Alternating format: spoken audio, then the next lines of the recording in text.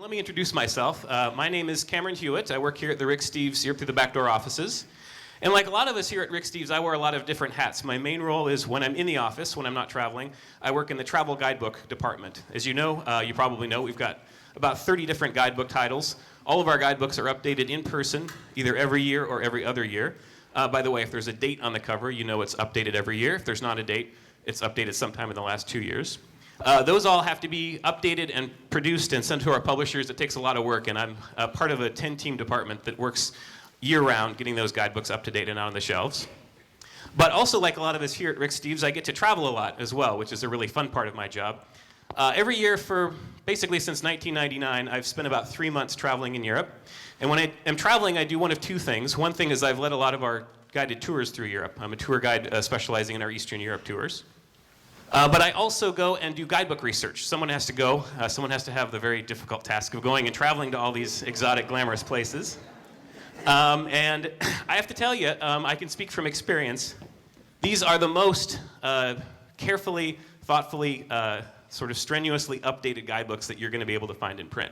Unlike a lot of travel publishers, we really make a point to literally go to every single, in person, every single hotel, restaurant, train station, boat dock, internet cafe, laundrette, anything that's mentioned in our guidebook, someone from our staff is going to actually personally talk to those people at least every 2 years and make sure that the details in the information are correct. So I can personally guarantee you that these are the best and most carefully up-to-date guidebooks you're going to find in print.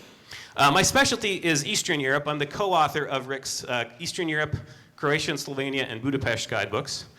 Co-author, what does that mean? Basically, it means I go over and do all the work to research and write the book. And then Rick puts his name on it so we can sell a few more copies.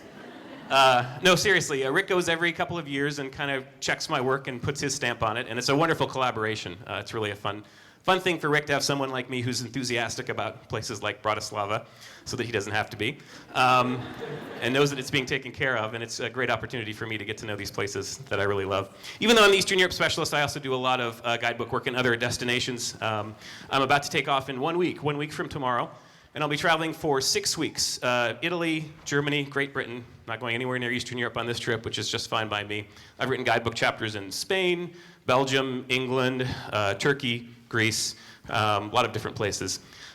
So anyway, Rick kind of wanted me to do this talk in his absence because I'm one of sort of the generalists on the staff. We have a lot of specialists and then we have more generalists. Speaking of Rick, you're probably wondering, hey, where's Rick? Who is this guy? Rick's already in Europe, and he really walks the walk. Rick actually goes over and does a lot of the work personally. He's very much involved in everything we do. He took off about a week ago. You might have heard he's in Egypt right now. He decided to try something different on this trip. He's going to make some TV shows on Egypt and the Holy Land. So he's right now in the streets of Cairo learning about this recent revolution and doing some sightseeing there.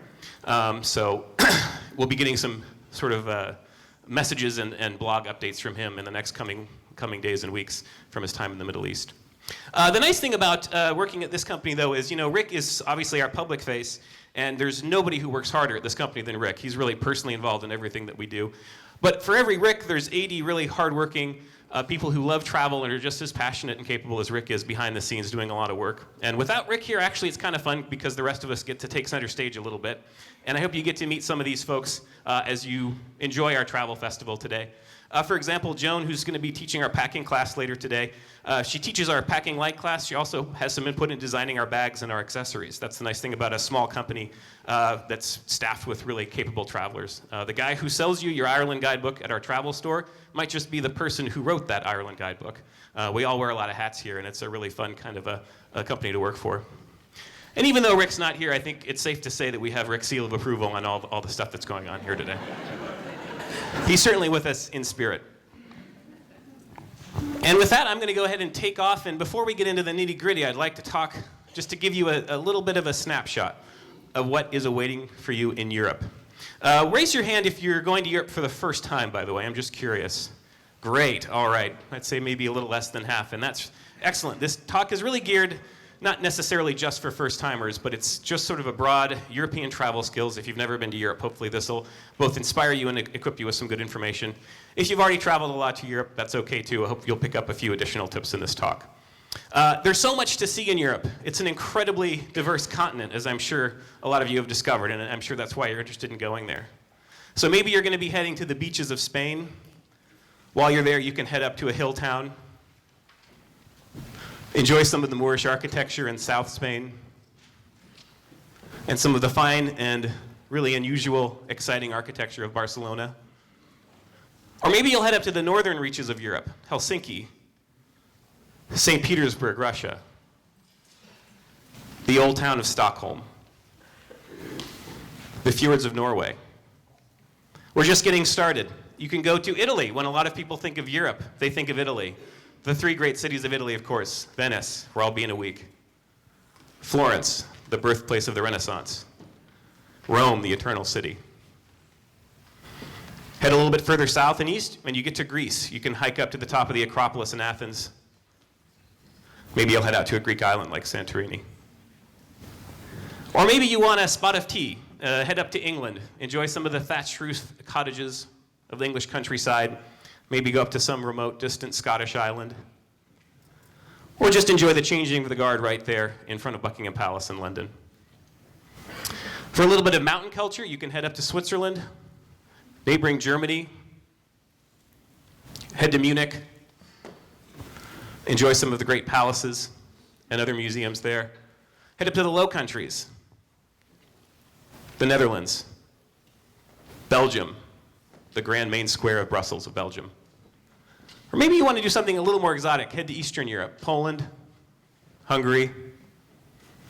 Again, along with Italy, the main destination in Paris, if you had to pick one place in Europe that people would like to go, it would be Paris, the city of light. But while you're in France, make sure to also go for a canoe ride down a scenic gorge overlooked by dramatic castles. Or hike around one of those castles, Carcassonne. See some great ancient sites, the Pont de Gard Aqueduct. As I mentioned, I'm sort of the Eastern Europe specialist, and I really enjoy going to places like Croatia and Slovenia, a little bit less known, less discovered, but with some really spectacular natural beauty. This is Slovenia's Lake Bled, Croatia, the great city of Dubrovnik, and even dipping into Mostar, Bosnia-Herzegovina, just to get a little bit of taste of the East, a little bit of a taste of Turkey. So whether you're going to be enjoying flamenco dancers in Spain or a whirling dervish in Istanbul, there's so much to see and do and experience here in Europe. Hope that whet your appetite for what we're about to embark on here. I'm going to start the talk describing a few kind of big picture philosophical principles about traveling in Europe. These apply kind of wherever you're going. I'll use specific examples, but this is kind of the mindset and the philosophy of travel that we embrace here at Rick Steves Europe Through the Back Door. And then later on, I'll be getting into more specific, step-by-step, nitty-gritty travel skills. This is how you do this is how you do that. But let's start off with some of the more fun stuff. As you know, our company's full name is Rick Steves Europe Through the Back Door, and this is something that we really believe in. The idea here being most tourists, I think a lot of tourists, end up going to Europe through the front door. They stay in big fancy hotels, they go to all the big sites, but they don't really delve into what the real Europe is, get to the offbeat places that other places miss. And one thing that I think we really encourage is to find some of those less discovered and less appreciated destinations. Now, when you're traveling in Europe, the first place you want to go is a tourist office. And when I arrive in any town, my first stop is to stop by the TI, as we call them. You can pick up a town map. You can ask basic questions. But keep in mind that tourist offices these days, while they used to be government subsidized, more and more they're privatized. They're run by private companies. Very often they're literally owned by hotel booking companies or owned by the local tourism organization. So a lot of the information they give you has an agenda. That doesn't mean they don't have any good information. You can still get some of the information you need, but they're in business to promote the places that are paying them to be promoted. And your challenge as a traveler is to get away from the promoted places and find some of the less promoted places. This is what a backdoor would be. A place that doesn't have a big promotional budget, and for that reason it's less discovered, less crowded, less touristy, more authentic. A lot of times these undiscovered places are close to very well-discovered places. And I'm not saying don't go to the discovered places. I'm saying round out your trip with some of the backdoor gems. For example, Siena is a very popular city in Tuscany in Italy. Of course, everyone wants to go to Siena when they go to Italy, and for good reason. It's a really gorgeous place. But not too far from Siena is this distant, remote hill town sitting out on a knob of tuff in the middle of basically wastelands. It's a town called Civita di Bagnoregio. You can call it Civita for short. We like it so much we named one of our bags after it, the Civita Day Pack. This is a little town that's been missed by the modern world. You have to walk across a donkey path to reach it. For centuries, this has been Civita's umbilical cord connecting it to the rest of the world. There's no tourist office in Civita. I just updated this for our guidebook last year. I can tell you there are 18 hotel rooms in all of Civita. Not enough for a big bus tour. Certainly enough for a couple of people traveling together. The main square is the tidy, cute, little quaint, old world Europe that you might have thought had gone extinct. Again, even if you're visiting a big city, remember that you can always just go a little bit into the countryside and find a less touristy alternative. Salzburg, the great city of Austria, the city of the sound of music, justifiably popular, just an hour and a half east of Salzburg, in the Austrian Lake District, is Hallstatt. This is a town that's so remote you have to take a boat across the lake from the train station when you come to Hallstatt. There's no train station in the town itself. But boy, is this a really romantic place to settle in and spend the night and get a taste of an Austrian mountain town that's not overrun with tourists. Prague is probably the best destination and most popular destination in Eastern Europe. Just a few hours south of Prague is a beautiful town called Český Krumlov. Probably 90% of people going to the Czech Republic only go to Prague, and that's a shame because a town like Český Krumlov deserves a lot of visitors as well. It's got a beautiful, colorful castle overlooking a tight bend in a river. You can go on a fun little canoe trip, go all the way around the town on the canoe, and step off just a few feet from where you started. Athens, obviously a very popular destination in Greece. Athens has some wonderful sights, but it's a big, kind of hefty, smog-soaked city. If you want to get out of Athens, you can go to the port of Piraeus, and in an hour and a half on a fast catamaran, you can go here, the island of Hydra. It's less famous than some of the more famous Greek islands like Mykonos or Santorini, but it's a lot closer to Athens, very easy to get to. One thing I love about Hydra is it's traffic-free. There are no cars on Hydra. All deliveries, all the people coming and going have to rely on beasts of burden. So there's horses and donkeys everywhere you go in Hydra. Instead of waking up to traffic jams and honking horns, you wake up to the sounds of a honking donkey or a cock-a-doodle-doo of a rooster. Just an hour and a half by fast boat from Athens. Copenhagen is a great city and really well worth visiting, the capital of Denmark. Or you could take the train a couple hours and take a boat across to an island called Aro in the town of Ærøskobing, an adorable little village in a bottle that's tucked away on a Danish island. Each of these towns kind of has their own claims to fame, their own charms. In the case of Aro, they have these delightfully painted doorways that you can enjoy. Now, even if you're going to a big city like Venice, your challenge is, again, I'm not saying don't go to Venice, I'm not saying skip the big places, but your challenge is to go to the big famous places and do them in a more intimate and more authentic kind of a way. Venice is a big island, but the vast majority of tourists on the island of Venice are concentrated in a very small area. St. Mark's Square, the Rialto Bridge. And if you've been to Venice, especially in the summer, you'll know it's an extremely crowded place. The nice thing about Venice, though, is all you have to do is walk 10 or 15 minutes away from this mess, and you have tranquil little canals all to yourself. And these places are just as beautiful. These neighborhoods are just as charming as what you'll see in the big tourist areas. It's just a few minutes away, and you'll never see a tourist. One thing I love to do when I'm in Venice is just get lost. Just start poking down these little lanes, walking through these colorful neighborhoods. If you get nervous, just remind yourself, I'm on an island and I can't get off. If you get to the water, just turn around and go back the way you came. Get lost in a place like Venice. Don't spend your whole time right there on St. Mark's Square. Another good strategy is, if it's a popular day trip destination, spend the night. Toledo is this wonderful medieval town with great churches and great architecture and wonderful art, just about an hour from Madrid. Because it's just an hour from Madrid, it's absolutely deluged by day trippers during the day. So you should spend the night. And as the lights twinkle on, all of the tourists pack back onto their buses, head back to their comfortable hotels in Madrid, and you can just feel the locals in Toledo relaxing. They can kind of let their guard down, pack up their souvenir stands, and get on with their lives. And if you're spending the night in Toledo, you can enjoy being with them when all the tourists have gone home and being a temporary Toledan. Another very popular destination in Germany, Rothenburg ob der Tauber.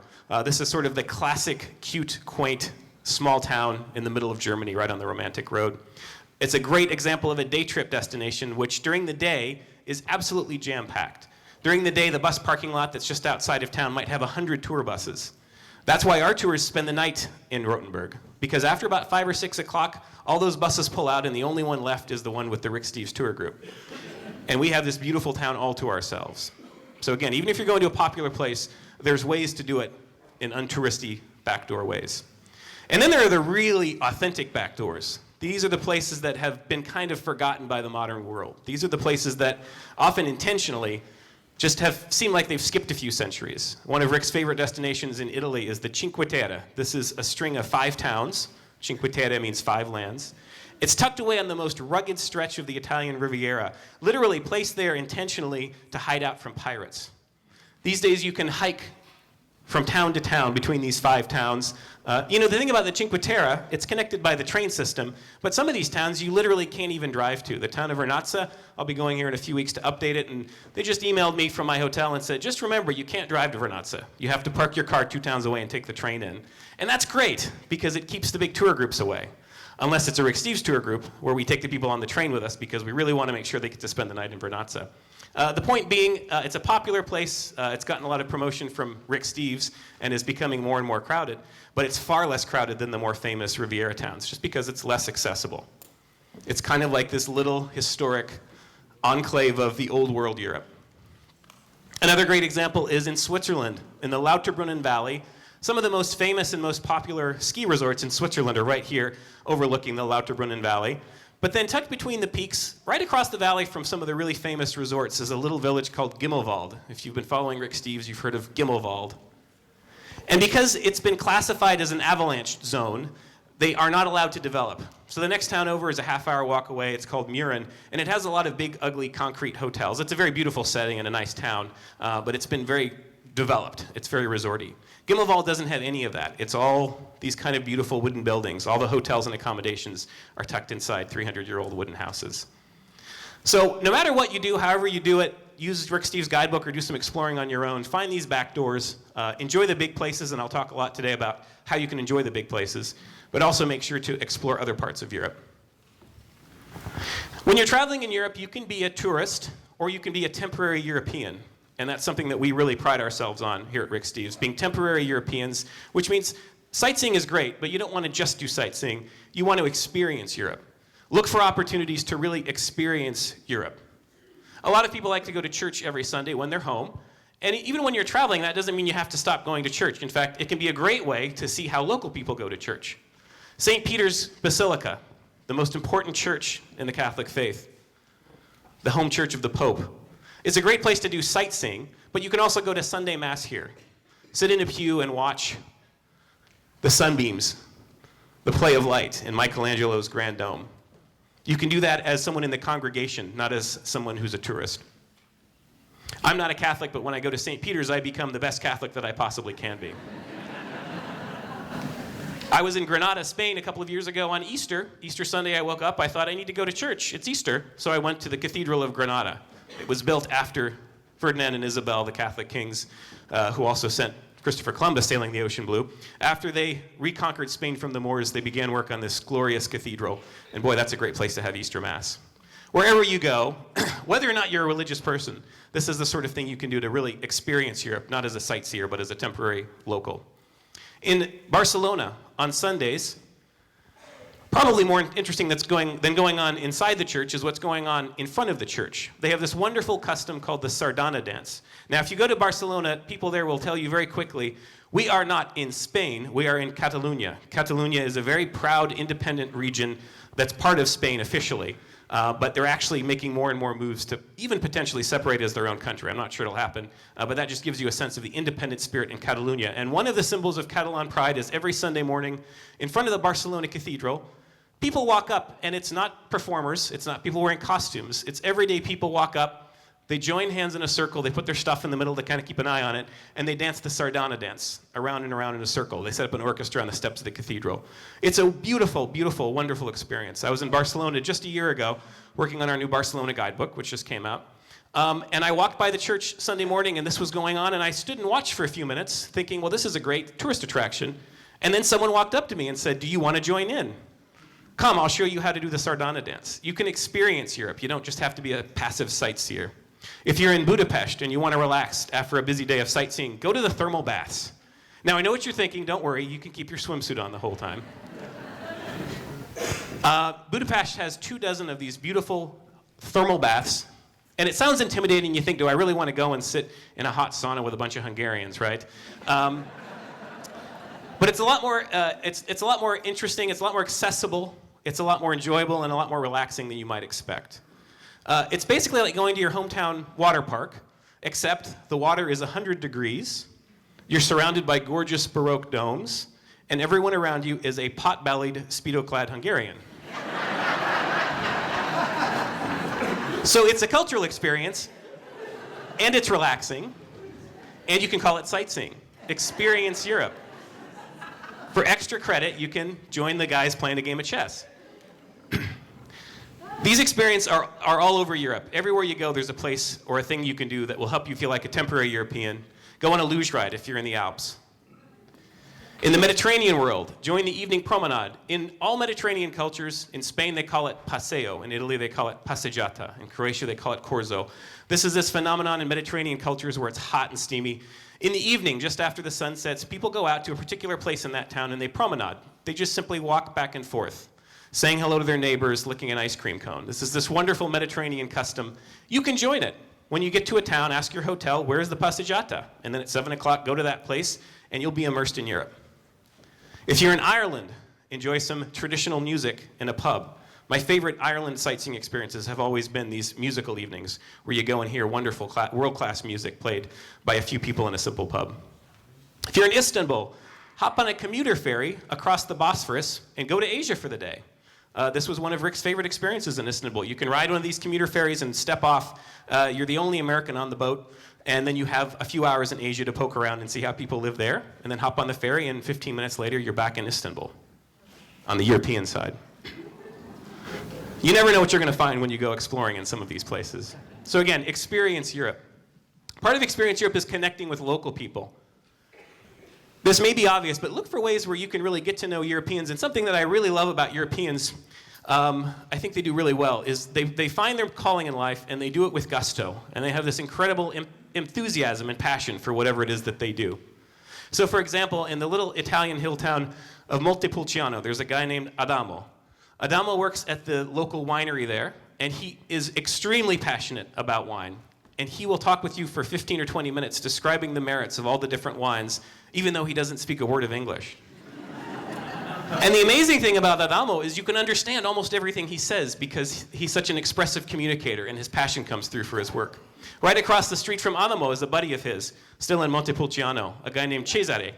Cesare is a copper worker, a coppersmith, and he spent his whole life creating wonderful copper items by hand, the traditional way. And he's got this little museum in the back of his shop where you can see all of the things he's very proud of. Cesare loves connecting with people who come and visit. I was there updating this guidebook a couple of years ago, and I walked in with a family of American tourists, and he spent 15 minutes chatting with them, telling them all about what he was doing, showing them his museum. He loves it when people send him postcards and pictures later. He's got a whole book that he'll show you with all the pictures and postcards that people have sent him that he's met in his shop. Let's go to Istanbul. We're walking through the Grand Bazaar, the world's original shopping mall. Now, if you've been to Istanbul or you've heard about it, the Grand Bazaar is this gigantic labyrinthine warren of shops. There's a very touristy part of the Grand Bazaar, but then there's some back streets of the Grand Bazaar where no tourists ever go.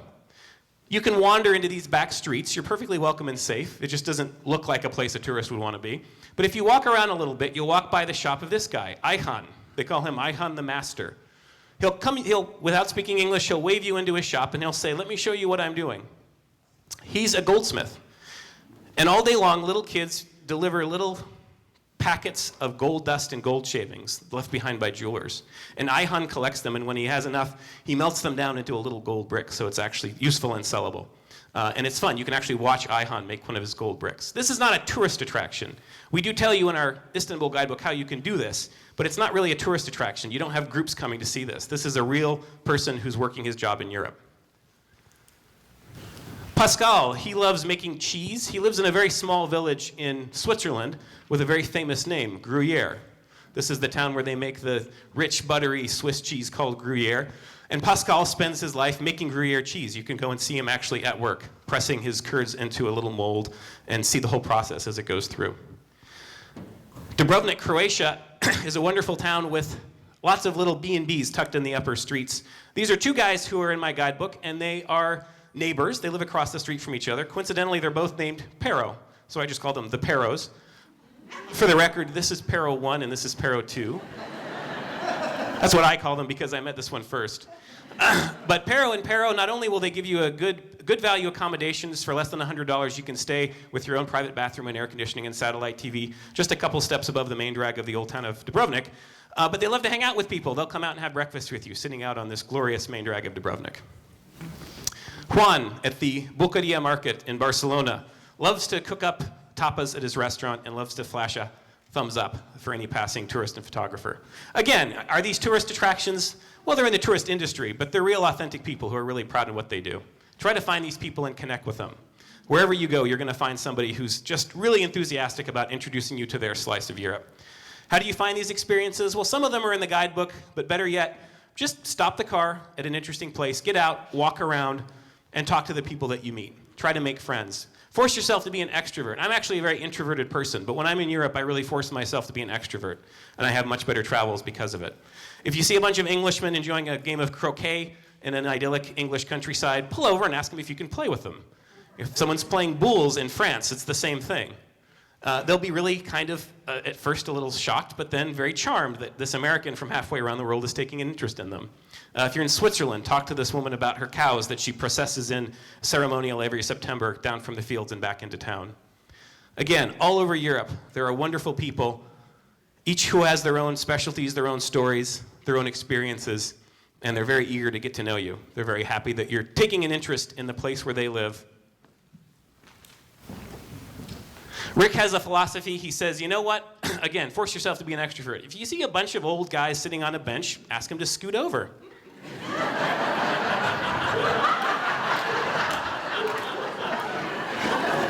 And for years, Rick's been taking his own advice. And time after time, it pays off. He makes great connections. He makes new friends. People are charmed by his sort of American bravura of, I'm going to come and get to know you. And ultimately, they end up being good friends with him.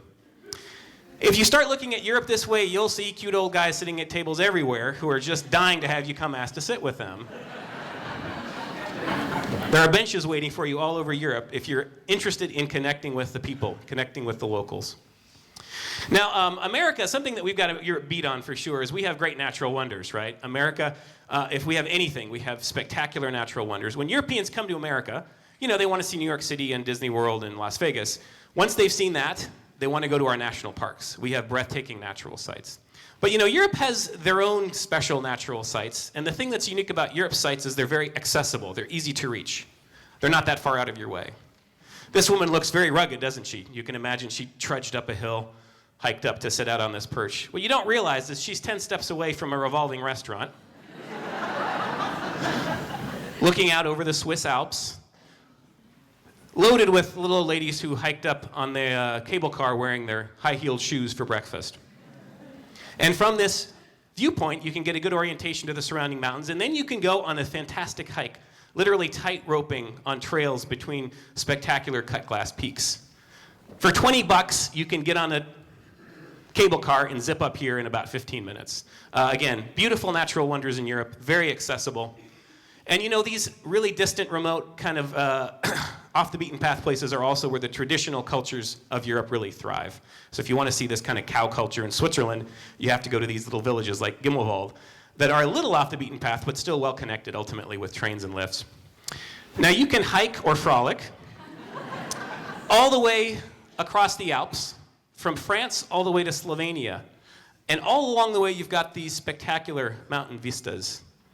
Everywhere you go, these gorgeous cut glass peaks that fill your days with beautiful views. Spend your nights in places like this. This is a little guest house, not for tourists. This is for hikers. This is for Swiss people and Europeans who decide that they want to go out and do a hut hopping vacation. But of course, it's welcome to Americans as well. This is called Burggasthaus Escher. It's in a place called Ebenalp, right near the very traditional Swiss region of Appenzell. Enough about mountains. There are some other grand natural wonders that you probably don't know about that are tucked away in the unexpected places of Europe. This is in Croatia.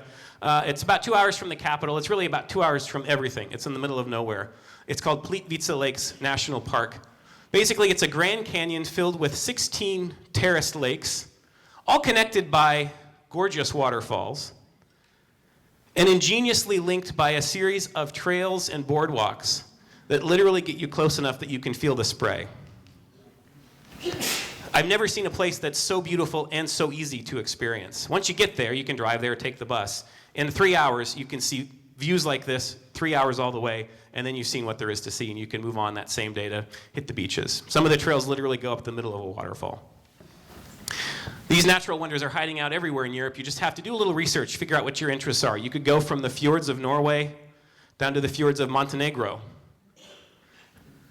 You could go from Giant's Causeway in Northern Ireland to Dartmoor with its famous wild ponies in the English countryside. From the cliffs, the jagged cliffs of Ireland to the jagged cliffs of Greece. This is Santorini, a village that's literally set upon the collapsed crater of a volcano that erupted thousands of years ago. You can actually see the shape of the volcano crater from the air. And of course, again, ever popular Italy, beautiful rolling hillsides of Tuscany. If you're a wine person, the vineyards of France in Burgundy. Plenty of natural wonders out there to discover if you take the time to figure out what it is you're interested in. Now, I've talked a lot about some of the traditional kind of old world aspects of Europe. And this is a great place if you're interested in traditional cultures. A lot of that still persists into the modern era. In some cases, subsidized by the government. Some of these cow farmers actually get subsidies so that they can keep carrying on their traditional methods. But that's not all you're going to see in Europe. And actually, I really encourage you to be open to the fact that Europe is changing. Europe is a very modern place. If anything, in terms of things like technology and infrastructure, they're ahead of the curve from where we are. You've got all these super modern cities, skylines and so forth. One thing Europe does really well is integrating the old with the new. This is the city center of Vienna, right? 2 blocks from the cathedral. You've got these traditional old buildings, and they put a big modern building right in the middle, and yet somehow it all works. Europe is kind of constantly evolving, and they kind of accept that and understand that. Athens, the capital of Greece, is huddled around the hillside called the Acropolis, where you've got the Parthenon up top. Very recently, they built a modern, state-of-the-art museum just across the street, basically, from the stairway up to the Acropolis, where they can house all of the greatest archaeological items from this archaeological site. Again, old and new. They take an old place and they make it better by adding some modern spins. Something I enjoy doing in Europe also is just walking through everyday, workaday neighborhoods, see how people really live. Europe has its share of hipster neighborhoods that are right up there with Capitol Hill or Ballard Avenue. This is a neighborhood called Prenzlauer Berg in Berlin. And I went with my wife to Berlin. It was her first time there last fall. And I said, you know, we could go to all the big sites, but let's wander through this neighborhood and really see how people live. Sometimes there's a seedier side to how people live in Europe, so you just have to be, again, open to the fact that it's not all cow farmers. It's a very thriving, vital, modern place. The big news in Europe the last 10 or 20 years is Europe is uniting. The European Union is a single political, basically a single political entity made up of 27 European member states. The 28th country, Croatia, will be joining this July. I mean, the European Union stretches from Portugal all the way to Romania and Greece. It stretches from Ireland all the way up to Finland. Most of Europe, most of the places you're likely to go, are now part of this big super country, sort of, called the European Union. And that really informs a lot of what's going on these days in Europe. And this is a pretty new thing. And they're still struggling to some degree with how this is going to work out. I'm sure you've seen in the news a lot of the crises in Greece, for example. Now that they've joined the same common currency as places like Germany, you've got Germans who are expect to be very frugal with their money and plan their economy very wisely, struggling and kind of chafing against the Greeks who have a very different philosophy about how to spend money. And because Europe is changing, you are going to encounter protests. You are going to encounter strikes. And this is just going to get more and more as this economic crisis continues. We had our economic crisis that hopefully now is sort of on its way out. Europe is still kind of in the throes of theirs. But don't let that scare you. This isn't going to be a problem for you. These folks have no interest in getting in the way of tourism. They don't want to actually, it'd be bad for them to have the bad press of having a problem with a tourist.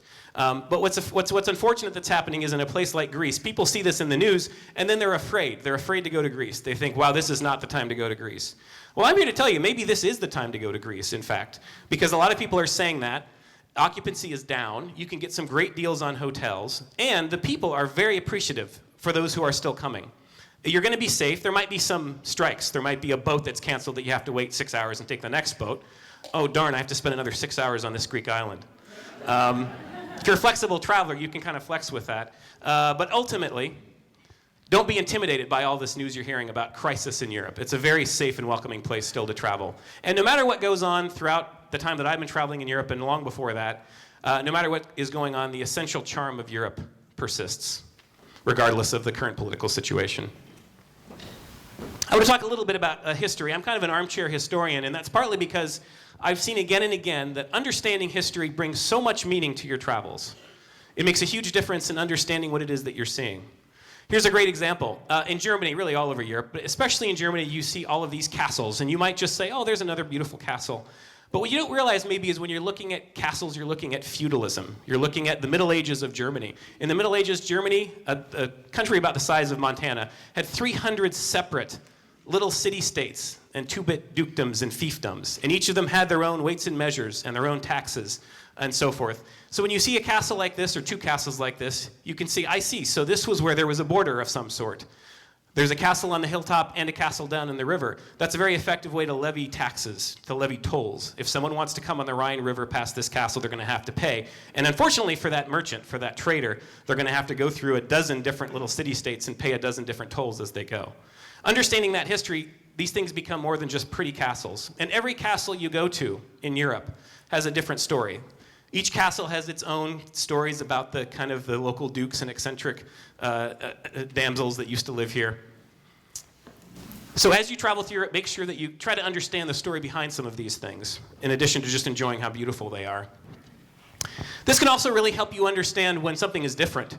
This is Neuschwanstein Castle in Bavaria, one of the finest, probably the biggest tourist attraction in Germany. Gorgeous kind of fairy tale castle. And for years I went to this castle and I thought, well, that's a beautiful medieval castle. It sure looks medieval, doesn't it? Actually, this is not a medieval castle. This was built around the same time as the Eiffel Tower in the late 19th century. This was a Romantic era. And this is not feudalism, this is Romanticism. This was a time when Europeans had a little bit more money and technology and they were looking fondly back on those old-fashioned castles. People were building new things that were trying to look old. So if you go to Neuschwanstein Castle, it's really fascinating to learn, well, this wasn't built by some two-bit duke 500 years ago. It was built by an eccentric local ruler 100 years ago, a guy named the Mad King Ludwig. They call him Mad King Ludwig because he was so eccentric. He grew up in this little yellow castle here called Hohenschwangau, and he used to hike up in these hills in the beautiful Bavarian Alps and daydream about, someday I'll have the perfect fairy tale castle. And because he was a very influential and wealthy leader, when he got old enough, he could actually build that castle. Neuschwanstein was designed first by theater decorators and second by architects. You might not know that if you haven't taken a little bit of time using a guidebook or studying ahead from home to understand what it is that you're seeing. Another example from Berlin. This is the Berlin Reichstag. This is the Parliament building. This is sort of like their Congress building. And it was built in the mid to late 19th century, the first time all those 300 different disparate communities of Germany came together as one country. That didn't happen until the 19th century. And at that point, they built a unified Parliament building here in Berlin. And this has had a very traumatic history, most notably during World War II. Some of the final battles of World War II were Nazis fighting communists, fighting the Red Army on the rooftop of this very building. The city sat like a bombed-out Hulk right next to the Berlin Wall for 40 years. It was a deserted no man's land. It was almost a monument to the craziness of the Cold War. And then, after Germany unified, the capital moved from Bonn back to Berlin. Not only did they rebuild the Reichstag building, but they topped it with this beautiful glass dome. Again, Europe old and new. And it comes with some extremely powerful archaeological or architectural symbolism. You can spiral up this spiral ramp and look down, and the roof is actually glass. You can look down through the roof of the Reichstag and literally see onto the desks of the parliamentarians who are sitting below. Again, understand history. The Germans have been jerked around by rulers throughout much of their history. They've done some terrible things because of charismatic leaders. They've decided, we're taking charge. We want to be able to keep an eye on the people who are making these decisions. So wherever you go, whatever site you're seeing, take some time to learn the history and understand it. And part of that, it sort of goes hand in hand with art appreciation.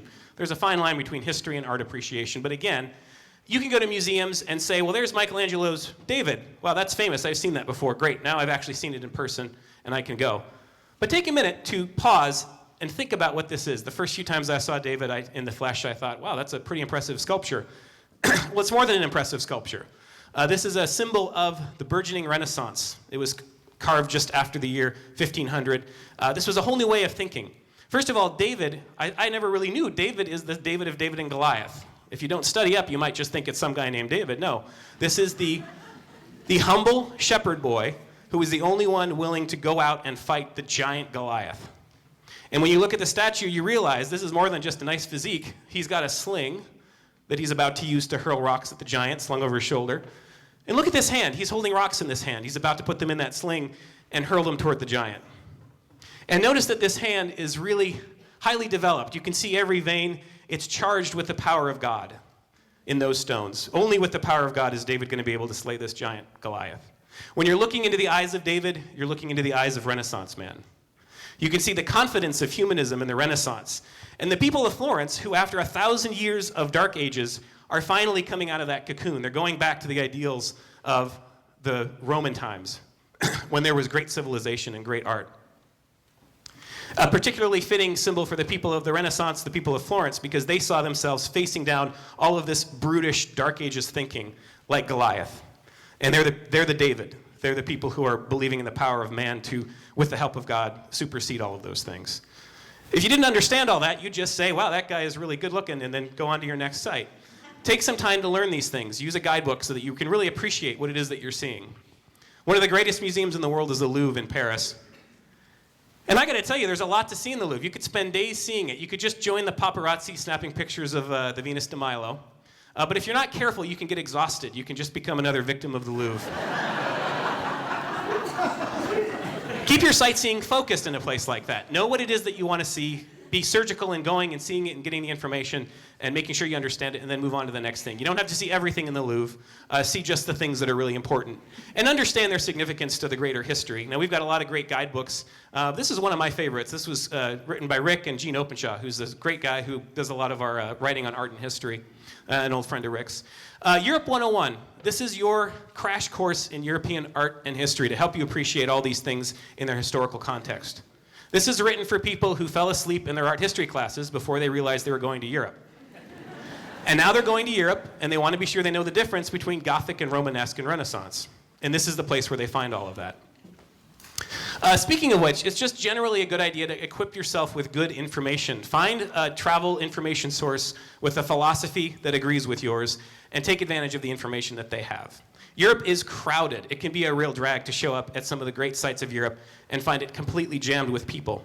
Here's a great example. I was in Granada in southern Spain a couple years ago, updating our guidebook there, and I went into the tourist office in Granada to ask some questions, and there was a lot of people in front of me in line, so I had to wait for 10 minutes. Now, the most famous site in Granada is the Alhambra. The Alhambra is this incredibly grand Moorish palace that was built by the leaders of the Moors who took over Spain, South Spain, from North Africa for hundreds of years, were finally forced out by Isabel and Ferdinand. One of the finest Moorish palaces, probably the finest Moorish palace you'll find anywhere in the world. Everyone who comes to Granada wants to see the Alhambra. I'm standing in the tourist office, and I have to listen to 10 people in front of me go to the desk and say, how do I get tickets for the Alhambra? And the person at the desk rolls their eyes and says, the Alhambra is sold out today, I'm sorry. And the person says, sold out? I came all the way to see the Alhambra.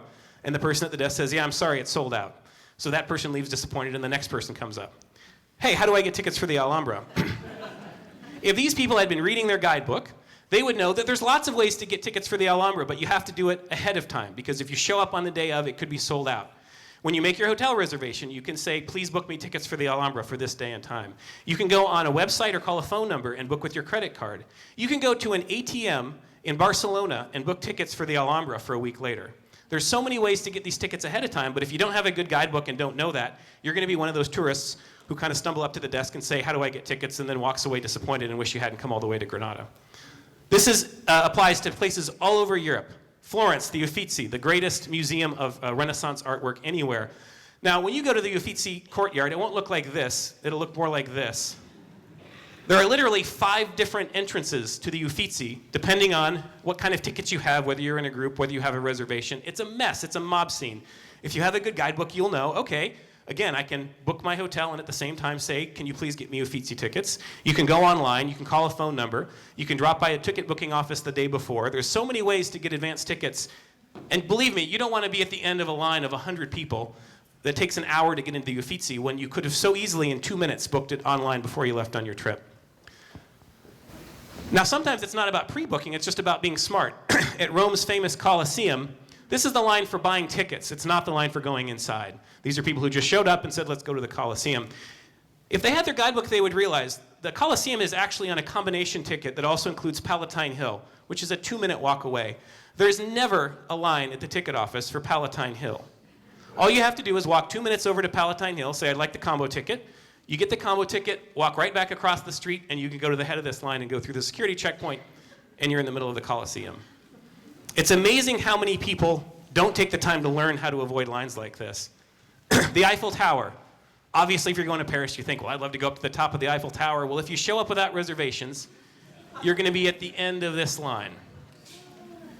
I tell you, there's 2 IQs for travelers traveling in Europe. Those who wait in lines and those who don't wait in lines. Speaking of IQ as little as possible by making advance reservations. That was a little Rick Steves chestnut for you. Now, if you don't want to get in this long line, if you've read your guidebook and know ahead of time to book ahead of time, you see all these empty stanchions? This is the line for people who pre-reserved. You can literally zip through these stanchions in 2 minutes and beat the line, provided that you've read your guidebook and know how to get those tickets ahead of time. Again, make a point to learn how it is that you beat these lines in Europe. It will make your trip so much better. Obviously, I'm a big fan of our guidebooks, but I really will say we've written these guidebooks to be very practical and very useful for travelers like you. And we spend so much time looking for these kinds of strategies.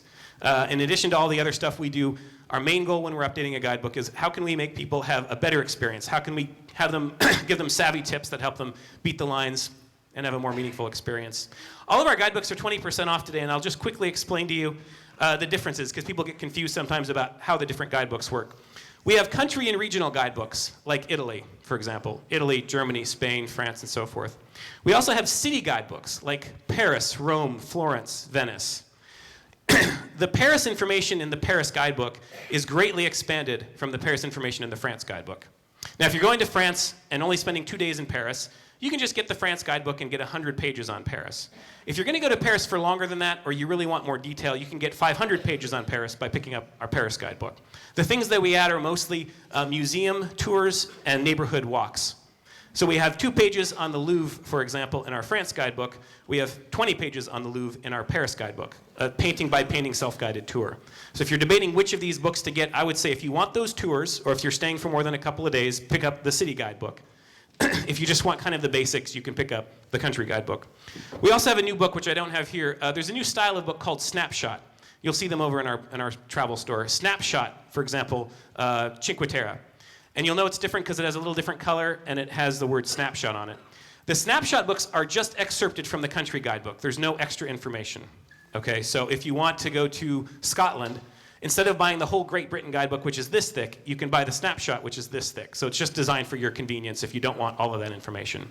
So you've got country guidebooks, city guidebooks with all of the expanded museum tours, and snapshots. So when you get over to the desk there and you're curious about which guidebook to get, hopefully that'll help you make a decision. Again, everything I'm talking about here today is in much greater detail in Europe Through the Back Door. And I really think if someone's going to Europe, particularly for the first time, there is no better investment than this book. We spend years, and every year a couple of months, making sure we have the best and most accurate and most up-to-date advice for general travel skills. This isn't destination specific. Europe Through the Back Door is about how to travel. And then Paris, France, Italy is for what to do when you get there. A lot of our information is available free on our website, so go check that out. It's actually amazing to me how much free information we give out through our website. I mean, pages and pages and pages of free content from the guidebooks. Some of my coworkers in our guidebook department actually, it kind of sticks in their craw. They say, why do we give away so much free information? Make them buy the book, and this is Rick's philosophy. He really wants people to have great trips, even if it means giving out free information more than might be prudent. We just really believe in helping people with their trips. Now, there's lots of other guidebook resources available. Now, this is all the Rick Steves stuff, but of course, there's a whole world of other resources. Find a resource, again, that really agrees with your travel philosophy.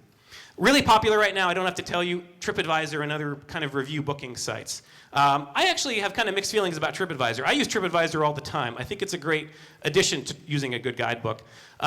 If you don't know, TripAdvisor really specializes in crowdsourced reviews. In other words, anyone who wants can post a review for a given hotel or restaurant. And it's a great way to kind of get 100 people's average take on this hotel. And I think it's a great supplement to a guidebook. But there's a lot of limitations. For example, I hear a fair amount in Europe about a hotel's competitor will set up a fake email account and start posting negative reviews to take down their competition. And also you've got people writing these reviews who might have different tastes than you do. One of my favorite examples, I use TripAdvisor for hotels. I kind of stay away from it for restaurants. In Budapest, one of my favorite cities, boy, I love Hungarian food. When Hungarian food is really well executed, I think it's one of the best cuisines in Europe. But I checked the Hungarian restaurants, the restaurants in Budapest here, on TripAdvisor, and 5 of the top 10 are Italian restaurants. I didn't go to Budapest for Italian food. I went for Hungarian food. And I've been to some of those Italian restaurants, and I know that there's much better Hungarian restaurants. So I'm not saying that TripAdvisor is useless. I'm just saying keep in mind that people maybe have different tastes than you do. It skews to more touristy options. You also probably know Rick has a great television series. It's on every night. I think they moved it to Channel 12 now, every evening at 7:30, I think. You can also watch all of Rick's TV shows. All 100 episodes are available on DVD and Blu-ray. They're on sale today, of course. But you can also watch them free streaming on Hulu.com anytime you want. So just click on over to Hulu.com, type in Granada if you want to know more about the Alhambra, and you can watch for free Rick's full-length show about Alhambra and Granada. Rick has a lot of fun filming these shows, and you can really see his enthusiasm in the final product. Another way to equip yourself with good information is to hire a local guide or join a local tour. And this is something that Rick's a big believer in, and I'm a huge believer in as well. There's nothing like having somebody who lives in that place tell you about the place that you've come so far to see.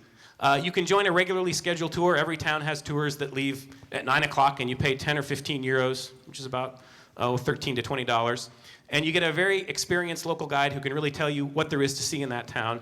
Often they're really wonderful people, great entertainers, and they can really give you the whole story, save you the time of reading it in your guidebook, and sometimes they can even tailor the tour to your interests.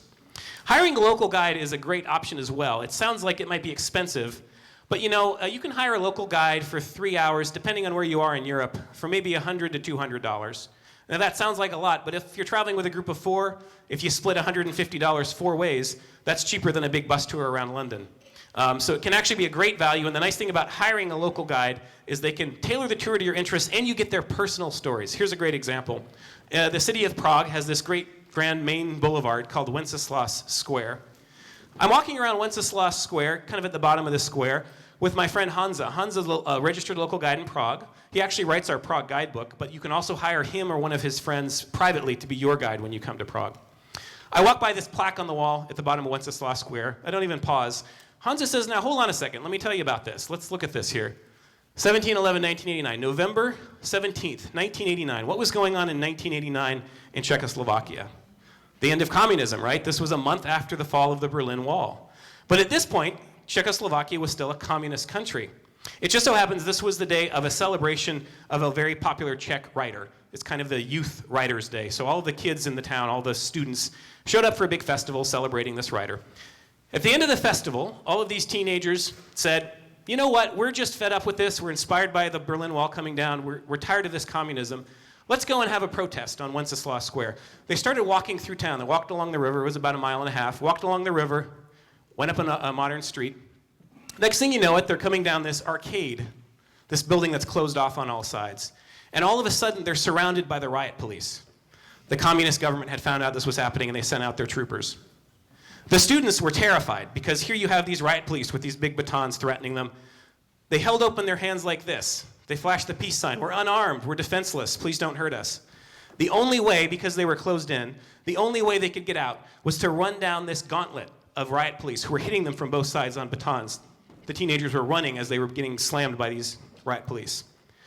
They all went home and licked their wounds. The next day, word of this got out, and the rest of the people of Prague got angry.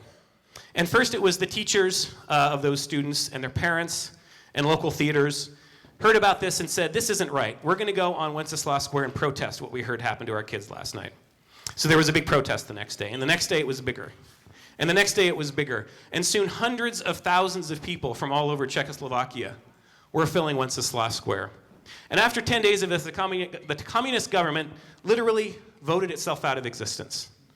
Václav Havel, who was a Czech philosopher and playwright who'd been imprisoned by the communists, became the first post-communist president of Czechoslovakia. They called it the Velvet Revolution because not a shot was fired. Wow, that's powerful.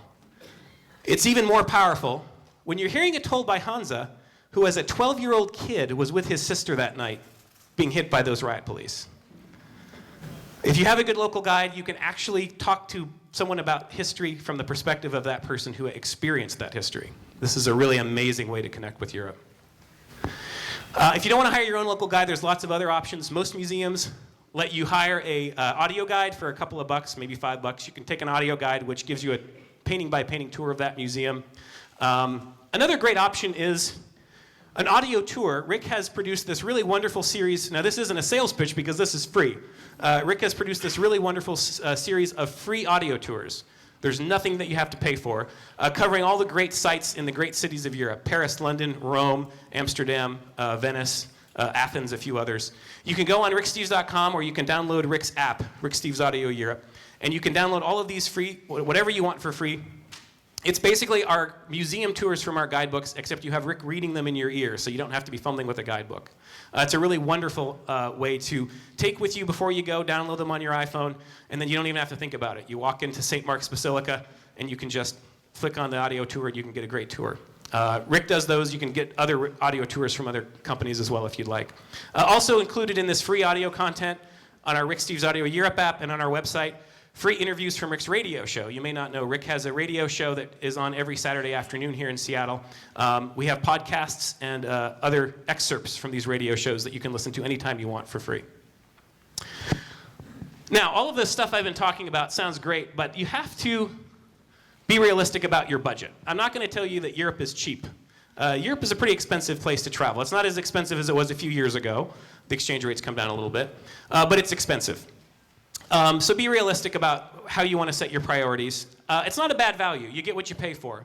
It's really worth paying for to go to Europe. But it just requires some strategizing. It requires thinking about, how can I do this affordably? I'm not going to go through this point by point, but this is a rough budget breakdown that I have on your handout. You can look at that later at your leisure. It's also in the guidebook. Just different categories and what you can expect to pay. One I want to highlight is for room and board. In other words, hotels and restaurants. Figure about, for two people traveling together, about $120 a day per person. That means about $75 per person in a $150 hotel double that you're sharing. Includes breakfast. $15 a piece for lunch, $25 for dinner, $5 for gelato. You gotta have your priorities, right? Now, there are ways to save money. You can picnic instead of going to restaurants for every meal. Eat for the price of groceries anywhere in Europe by stopping by a grocery store. I'll talk more about this a little bit later. You can stay in youth hostels.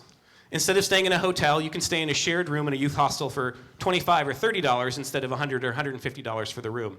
Budget travelers do this all the time for less than half of what I just said, $120 per person per day. You can do it for $50 or $60 if you're really on a tight budget. So it's all about priorities and kind of travel styles and thinking about cheaper alternatives. Instead of taking a taxi, hop on the bus. You can save some money that way. If you're worried about saving money, again, in our guidebooks, we really try to give you strategies for how to do it as affordably as possible. Think about where you're going and how expensive those places are. There's almost nowhere in Europe more expensive than Norway. Now, I'm not saying don't go to Norway. If your travel dreams are taking you to Norway, go ahead and go there. Just realize it's going to be a little bit expensive.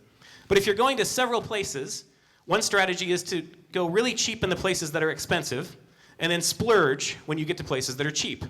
Here's an example from one of my trips a few years ago. I was updating our guidebook in Norway. I was sitting in Oslo, and actually for dinner, my last night in Oslo, I went to a cafeteria. It's so expensive, I didn't want to sit down restaurant. I went to a self-service cafeteria. My full meal was maybe $30. After dinner, I went back and I got a cookie. The cookie was $5. Didn't think twice about it. I'm in Oslo. Come on, a Coke at a grocery store costs $7 in Oslo. I get on a plane the next day, and I go to Gdansk, this beautiful Baltic town up in the northern coast of Poland. From the airport, I go to my hotel, drop off my bag. I go straight to my favorite little hole-in-the-wall restaurant right on the main drag of Gdansk, looking up at all this great scenery. I got a big tray full of Polish food, all sorts of traditional Polish cuisine, sat down, started eating, and I realized I had just paid less for my lunch in Gdansk than I had for a cookie last night in Oslo. Again, I'm not saying go to Poland instead of Norway. I'm just saying be realistic about how much things cost in different places. And if you've got a limited amount of time, maybe spend a little bit more time in a place like Poland and a little less time in a place like Norway if budget is your priority. There's different ways of traveling. And it really is a question of how independent do you want to be. Now, the most independent way to travel is to travel solo. I travel solo most of the time just by the nature of my work. There's things I like about it and things I don't like about it. It's great to be independent. You don't have to confer with anybody to make a decision about where to go. You can just do whatever you feel like when you feel like it. But of course, you have to combat homesickness and loneliness. And there's times it can get pretty lonely traveling alone for a long time in Europe. Most people travel with a couple or with a small group. And that's another good way to go, and probably that's what most of you are doing. Keep in mind, though, if you're traveling together, I have kind of a rule of thumb. Everyone's going to have different interests. Everyone's going to have different appetites for different sorts of sightseeing. One person wants to go to the museum, the other one wants to go shopping. And that's totally fine. I think it's great to have a rule with the person you're traveling with or the people. It's perfectly okay to split up for a couple of hours. I'll do my thing, you do your thing, and then we'll get back together later on. Just make that deal before you go so there's no hurt feelings later on, and it can really help everybody have a much better trip. Traveling with a family is another option. You know, people sometimes ask, I'm going to Europe, where should I take my kids? And halfway I want to tell them, to Grandma and Grandpa's house on the way to the airport.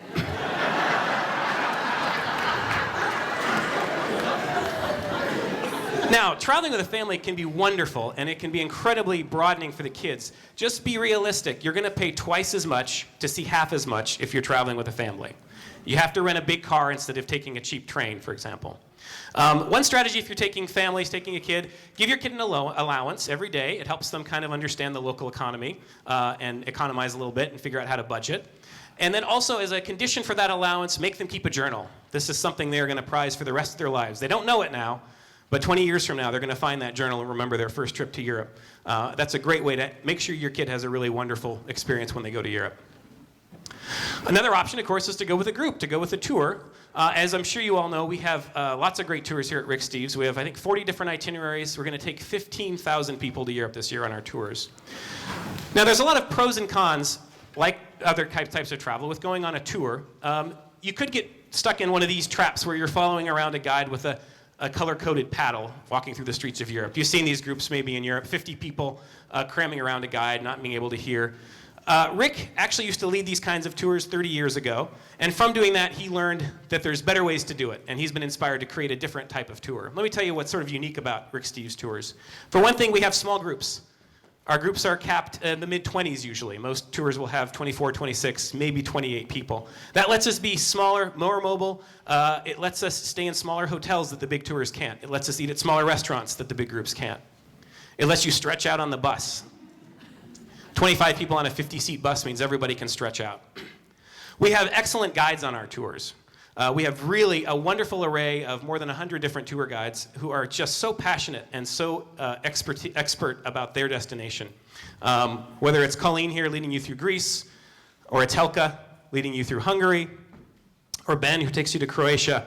There's just a whole world of Rick Steves guides. We all have the same kind of philosophy about travel, but everyone has their different personality and specialty and interests. No matter who you get on your tour, you're going to have a great experience with your tour guide. One thing I really appreciate about our tours as a tour guide is we have a very strict no grumps policy. We also don't allow curmudgeons and cranks, if you're wondering. And I really appreciate that because we get wonderful people on our tours. I love spending time with the people who show up on my tours. They're people who are, independent, they're smart, they're inquisitive, they're capable. They just want a little extra help seeing Europe, and we're there to give it to them. These are fun-loving tours. We do a lot of important sightseeing. We take you to all the big sites. We also give you free time to do your own thing, and we also make sure you have some fun along the way as well. I think our tours are really well-structured between structured time and free time. These are active tours. We like to do a lot. We pack a lot into the day. You'll have an option in Switzerland to hike up through the Alps and so forth. Whether you're going with a tour or on your own, you want to get in shape before you go to Europe. I make a point, I'm leaving in a week, and a month ago I started going for long walks every night after work because you really want to be able to, the better shape you are when you go, the more you're going to be able to see when you get there. And then something else that I really love about our tours, and it comes from Rick Steves directly. Again, we want you to be a temporary European. We're not there to show you some sanitized packaged Europe. We're there to help you get in touch with the real Europe. The Eastern Europe Tour, one of the tours that I lead. We have this wonderful day in Hungary where we wake up in a small town in remote Hungary and we drive to a little village and we go into the school and we have lunch in the cafeteria with the school kids. And then after lunch we get to have a question and answer with the school kids in Hungary. They ask us questions, we ask them questions. It's a wonderful cultural exchange, and it's deeply rooted in Rick's philosophy about connecting with the places that you go to see. Again, 40 different itineraries covering all of the continent. If you want all the details about these, you can check out our tour brochure, which is available in the lobby. Hey, we also have a tour desk out in the lobby. If you have any questions about any of the tours, Keith is right over there. Wave your hand, Keith. He'll be out at the tour desk after the class, or right now if you want to go buy a tour, and he'll be able to tell you anything you need to know. Again, it's not for everybody. I'm not saying everybody should go on a tour, but just weigh your options and know that each one has its own pros and cons. Another option is going on a cruise. This is something that we've moved into pretty recently. For years, Rick thought that people who like Rick Stevens' stuff aren't doing cruises. He actually had kind of a bad attitude about it. Rick used to say, cruising isn't travel, it's hedonism. Cruising is all about, can I eat 5 meals a day and still go snorkeling when I get into port?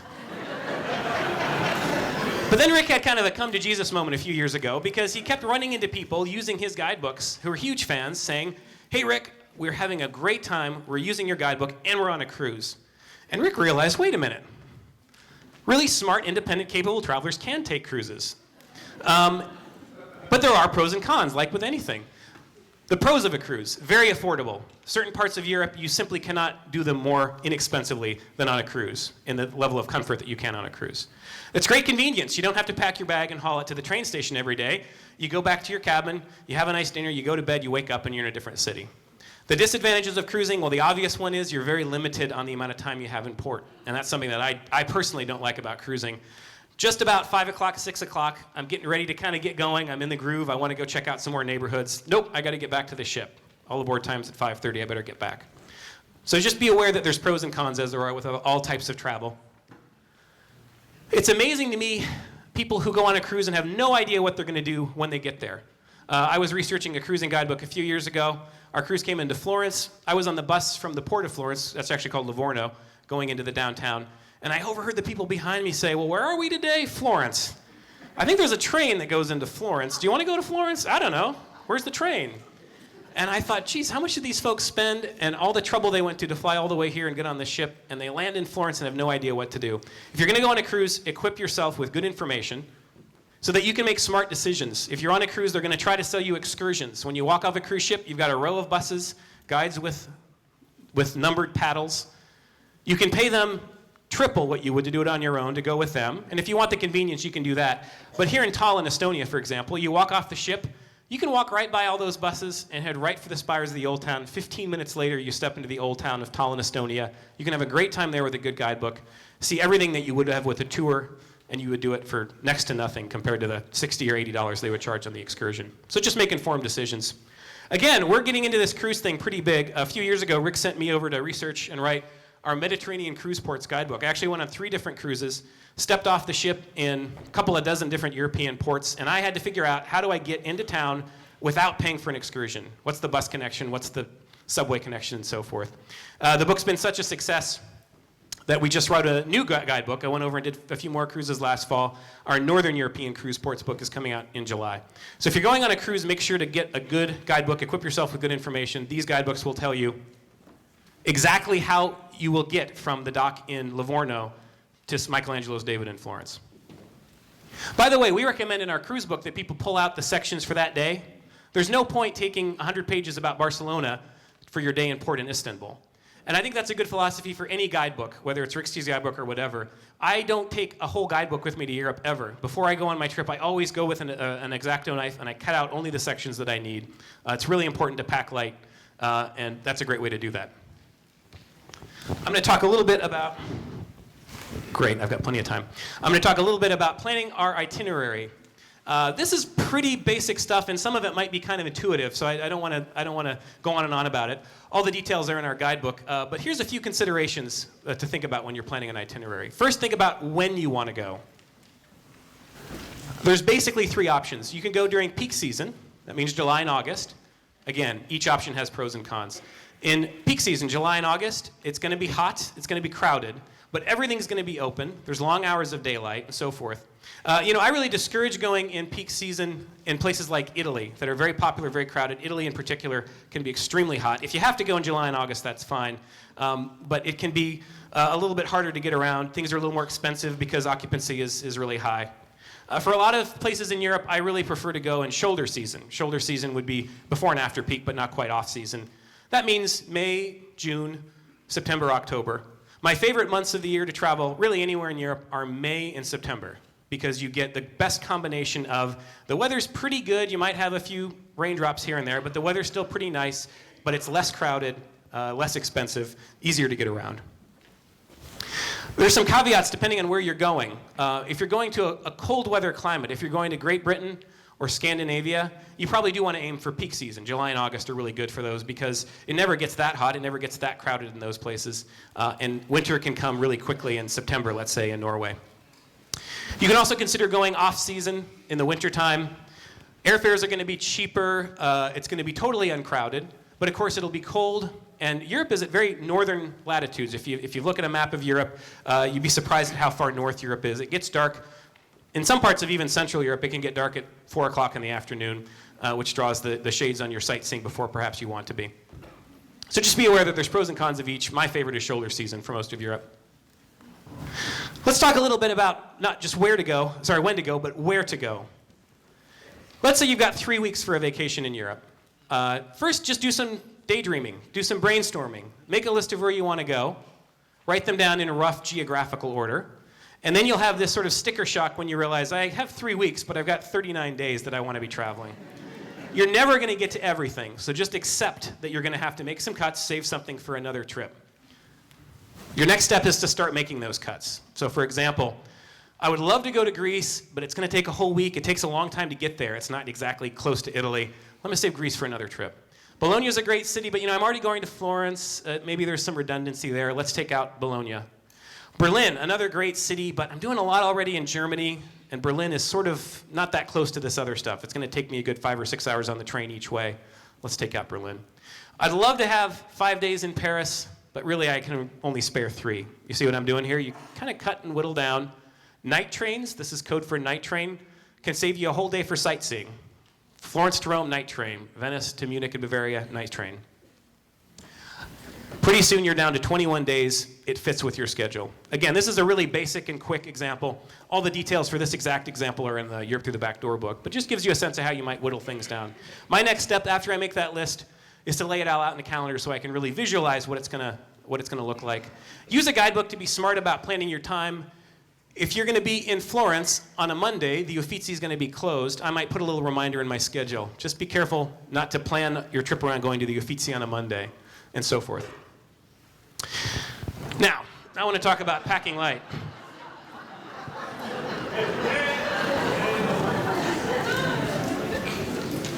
Don't make this mistake. If you know anything about Rick Steves, one of the gems of Rick Steves' travel wisdom, pack light. Pack as light as you possibly can. You will never meet a traveler who brags, after each trip, I pack heavier.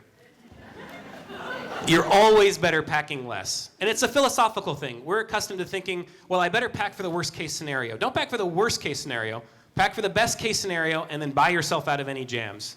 If you're going to Italy in the spring, you might not need an umbrella. Don't pack an umbrella. You can buy one for $5 when you get there. Don't worry about having enough for every eventuality. Just take a tube of toothpaste. If you run out in Bulgaria, you can have the fun cultural experience of going in a grocery store, picking up something that you think might be toothpaste. And you see it all the time in Europe and out on the street. It's so clear when you see someone like this that they're struggling through Europe with their bags. It's about being mobile. It's about being able to pick up and go at a short notice. It's about not getting tired. You don't want to get so tired hauling your bags to the hotel that you don't have any energy left for sightseeing. She better be giving us a dirty look because we're giving her a dirty look. What do you need all that stuff for? This is what you want to travel like. This is how you want to look when you're traveling. Limit yourself to one bag, carry-on size bag, 9 inches by 21 inches by 14 inches. I know that's shocking. There are people thinking, 9 by 21 by 14, that's my cosmetics kit. But it's all a question of how high maintenance do you have to be in Europe. Lower your maintenance and pack less. This is the bag that I carry, whether I'm going for a week or 6 weeks. Actually, this exact bag is the one I'm taking when I leave a week from now for 6 weeks in Europe. I also take a day bag, like this one here, that I can sling over my shoulder so I can carry both at once. That's all I'm going to have with me for 6 weeks. If you want a wheeled bag, I'll show you some alternatives. If you want a wheeled bag, which a lot of folks do, we have a similar size wheeled bag. This is a picture of our group coming through the streets of Florence, just to give you a sense of what this looks like in practice. Some people like to have the backpack, sling it over their shoulder. You notice everyone's also got a day bag that they've got slung somewhere. It's reasonable. It's not a tiny amount of baggage. Notice that most people do have wheeled bags. I think most people prefer them. People on our staff here certainly prefer them. Most of our tour members end up having wheeled bags. If you aren't comfortable carrying a backpack, you don't have to. Just do whatever is comfortable. Keep in mind, though, that a wheeled bag is great going through the airport, but it's a lot harder and noisier over cobblestones, for example. The nice thing about a backpack, if it's sort of a toss-up for you, is you're a lot more mobile. You also get a little bit more tired out, so just keep that in mind. Now, the strategy that makes this possible, think about this. What's the biggest part of your luggage? Clothes. So the solution to packing light is pack fewer clothes and do laundry more often. That's the secret. There's other secrets. Don't take stuff that you might need. Take stuff that you know you need. But the key thing is pack clothes that make sense, wash them often. A couple of things to think about when choosing clothes. You want versatile clothes. First of all, you want clothes that are wrinkle-free or that don't wrinkle or that look good wrinkled. That way you don't feel bad about washing them in the sink every so often. You won't always be able to get things pressed at a European laundromat. The other thing is think about clothes that coordinate well. Clothes that can go with anything. Everything in your luggage should match everything else in your luggage, more or less. Think about things that have two uses. A nice sweater or a nice shawl can warm you up if you're cold, but it can also dress up an outfit if you want to go to a nice dinner or an evening of theater. So think about each item you're taking and make sure that item makes sense to bring with you. I'm just doing a really basic packing rundown right here. Later today in this room, Joan Robinson is doing a wonderful packing light class. So feel free to come back for that a little later this afternoon. It's on your schedule. She'll get into all the details, all the gadgets and gizmos. For now, the thing to really keep in mind, pack light, do laundry more often. By the way, when I talk about doing laundry, it doesn't mean going to a laundromat all the time. Do laundry in your sink. I take a little squeeze bottle of laundry detergent. About every 3 or 4 days, I do a small load of laundry in my sink, hanging up on a clothesline.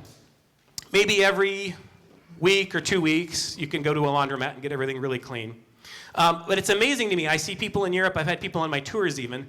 One time I did a Best of Europe tour. We had a day in Rothenburg, Germany, this beautiful medieval German town.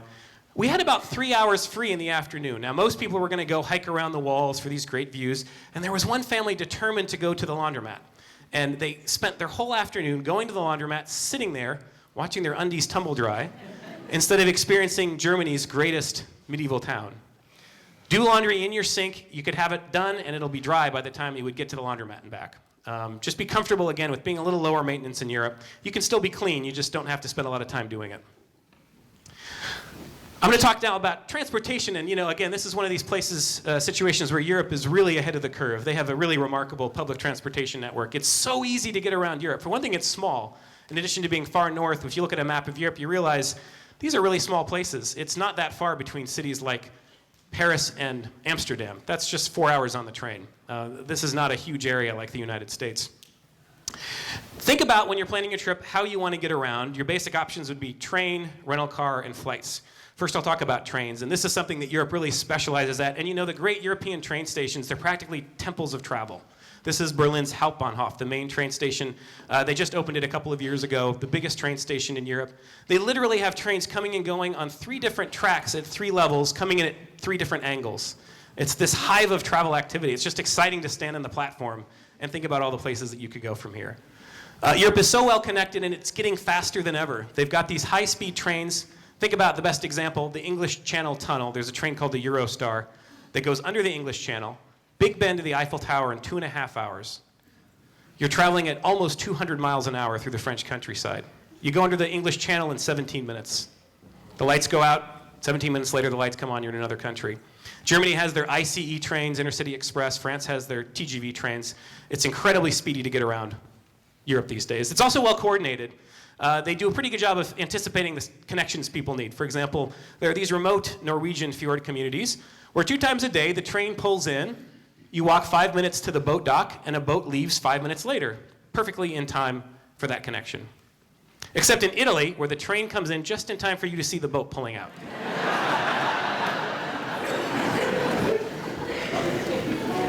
Now, if you want to research schedules before you go, you need to go to one website. It's on your handout, bahn.com. Bahn is the German word for railway, basically. This is the German rail website. Even though it's German rail, they cover destinations for all of Europe. Go to bahn.com, plug in the place you're going to and from and the date, and it gives you all of your options, tells you how many changes you have to make and where, what time it gets in, what time it leaves. It's very easy to research schedules. You have two options for paying for your travel on the rails in Europe. You can pay point-to-point tickets, or you can buy a rail pass. If you're not familiar with the idea of a rail pass, you're basically prepaying for travel, and they come in two forms. You can either do a consecutive day rail pass, where in this country, you can travel all you want on the trains without ever having to buy a ticket for 2 weeks. And then there's also what's called a flexi pass, where they give you 5 days of travel within a 2-month period, and you can choose which 5 days you want to travel. There's just a dizzying array of rail pass options. I'm not going to get into them all here, but we have this wonderful resource that we produce. I think this is the best resource anywhere in the world about rail passes, Rick Steve's Guide to Your Rail Passes. You can get a free copy at our travel center. We also have a rail desk where you can ask your questions, get personal advice about if I'm going to these towns, do I need a rail pass and which one? Rail passes can save money, but not always. It's worth doing the math. The way you would do that is make a list of the train trips that you're going on. Use a map like this. We've got maps like this in our rail guide. We've got, between each city, we've got an amount, how much that train costs. Add up the amount to buy point-to-point tickets, if you bought tickets, and then compare it to the cost of a comparable rail pass, and it's pretty obvious which of those prices is going to be higher. Keep in mind, if you have a rail pass, a lot of these fast trains require a reservation and or a supplement. Either you have to reserve ahead of time, or you have to pay a little extra to take a fast train. Even if you add all those up, it can often still be a good deal. If you are buying point-to-point tickets as you go on your own, you can stand in line for 10 or 15 minutes at the ticket windows, or you can look for automated ticketing machines. And this really goes for all types of experiences in Europe. Everything is automated these days in Europe. Train tickets, subway tickets, you can even buy telephone SIM cards at a vending machine sometimes. Be comfortable with the automation of Europe. In Italy, you've got these self-service kiosks, English instructions. You can check schedule information. You can buy tickets. You insert a credit card, and 2 minutes later, you've got a ticket. Again, these can be intimidating, but once you spent 10 minutes in a long line to buy tickets, watching, in that time, 50 people come and go at these little self-service and getting their own tickets, it becomes clear that that's a good way to go. With the time you spend on the train, it's a good chance to rest up a little bit. Plan ahead. Use the time on the train to plan ahead for your next destination so you can really hit the ground running, literally.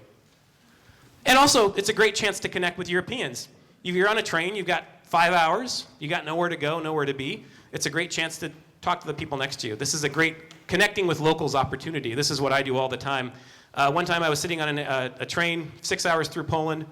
I had a bag of snacks. All I had to do, I was in this sort of silent car with 6 Polish people, and none of us were looking at each other. And all I had to do was hold my bag of snacks out to the person next to me. And 5 minutes later, we were all talking animatedly and had a wonderful experience. It's a great chance to connect with Europeans. Keep in mind, too, that a night train can save you time. People worry, well, I don't want to take a night train because I don't want to miss the scenery. Well, if you're in cities that are 10 hours apart by train, the first couple hours you're going to enjoy that scenery. The next 8 hours you're just going to be bored. Don't worry about missing the scenery. Doing a night train can save you that much time for sightseeing the next day. As far as rental car options, this is another good option, but now keep in mind that rental cars are usually more expensive than trains. You have to kind of do the comparison. A rail pass would cost this much, a rental car would cost this much. People who really appreciate a rental car, families or groups traveling together who want to be able to throw their bags in and not have to worry about hauling their bags to the station. Rental cars can be great in off-the-beaten-path areas that are harder to see by public transportation. If you're going to the Scottish Highlands, if you're going up into the mountains, that could be a good place to have a rental car. A car is an expensive, worthless headache in a big city. You have to deal with parking it safely and so forth. Instead of taking a car for your whole trip, consider just renting a car strategically for a day or two in the places where it really makes sense. Just because you're going to Europe for 2 weeks doesn't mean you need a rental car for 2 weeks. You can take trains and flights to connect the long hops and then get a car for a few days if you want to drive around the castles of North Wales, for example. Let's talk about travel insurance. This is really in detail in the Europe Through the Back Door, so I'll just quickly explain this. Most American car insurance don't cover you when you go to Europe, so you're going to have to come up with another solution. There's 2 options. First, call your credit card company. A lot of credit card companies offer some collision coverage if you buy the rental car with that credit card. So ask your credit card company how this works and quiz them about the worst case scenario so you understand your options. The other option is your rental car company will sell you collision damage waivers, CDW. And this basically waives most of the deductible if you end up getting into some sort of an accident. Now keep in mind if you do, CDW, it covers most of the deductible, but you still might have a few $100s deductible. So when you show up to get your car, they might offer you Super CDW, which buys your deductible down to $0. This is sort of complicated, but the point is, if you do CDW, it can end up being quite expensive, but it buys you peace of mind. So it's kind of your choice how much of peace of mind you want. Like its trains and everything else, Europe has really wonderful roadways, super expressways that connect things, lots of beautiful kind of backcountry drives as well. It's a pretty easy place to drive in most countries. Be sure you're really familiar with the local traffic signs. And Europe is really big on these automated tickets. So if you're driving in Europe, be very aware. If you're in England and you see this little camera, it means that someone is watching your speed. They'll take a picture of your license plate and they'll mail you a ticket. And if you're in Italy, you have to be very careful of this. Zona traffico limitato. It means limited traffic zone. The old historic centers of a lot of the most popular destinations in Italy, Florence, Siena, San Gimignano, there's about a dozen cities that do this. If you try to drive into the city center, there's no barriers, there's no warning except for this sign. And if you drive in that area, again, a camera will take a picture of your license plate and they'll mail you a ticket for $200. So know the local road signs, know these kinds of pitfalls. Of course, all that's covered in the guidebook as well. As far as finding your way, I like using an old-fashioned paper map, but more and more I like using these apps on my smartphone. You can use the Google Mapping app, you can use the Apple's built-in mapping app, whatever you like. Now you might be worried about, I'll talk a little later about smartphone data roaming and this sort of thing. If you're downloading maps as you're driving on your data connection, it can be very expensive. Here's a little tip. You can download the map and the route at your B&B in the morning before you leave, and it'll stay on your phone then all day as long as you don't enter a different address, and then you can navigate with that all day without having to incur more internet or access a Wi-Fi hotspot again. So just be aware of that possibility. And then there's another option that you might not have thought of, but actually Europe has some wonderful low-cost budget airlines. There's probably dozens of these cheap sort of semi-startup companies that will connect European cities for $100 or less. It's really amazing. I'm going in a week to Europe. I bought 2 tickets on these cheap airlines, just to give you an example. I'm flying from Florence to Munich on Air Dolomiti for $150. That's less than a train ticket and a lot faster. Later in the trip, I'm flying from Hamburg, Germany to Manchester, England for $60, including taxes and luggage fees and so forth. Sometimes you think this is too good to be true, but they really are cheap. You have very cheap options. And again, there's tons of them. Ryanair is one of the big ones. Some of the names don't exactly inspire confidence. Wizz Air. Now, these do sometimes have drawbacks. Be aware that they're usually non-changeable, non-refundable. They tend to stack flights really closely. They squeeze in as many flights as possible. So if there's a delay, there can be quite a big trickle effect. Often you have to pay big fees for extra luggage or for any luggage at all, although that's becoming common with the big carriers anyway these days. Before I take any long train trip in Europe, I always check to see if there's a cheaper flight, and most of the time there is a cheaper flight that can save me 8 hours, 10 hours, 15 hours on a train. Each of these airlines, of course, has its own website where you can go and search around. A lot of them have these great interactive maps where you can click, I'm going to be in Frankfurt, and a little fan of lines will spread out and show you everywhere they fly to from Frankfurt. But the best place to go is a site that collects all of this information. You could use kayak.com that a lot of people are already familiar with. I love this skyscanner.com. They really specialize in cheap European airlines. You can plug in, I want to go from Rome to Amsterdam on August 5th.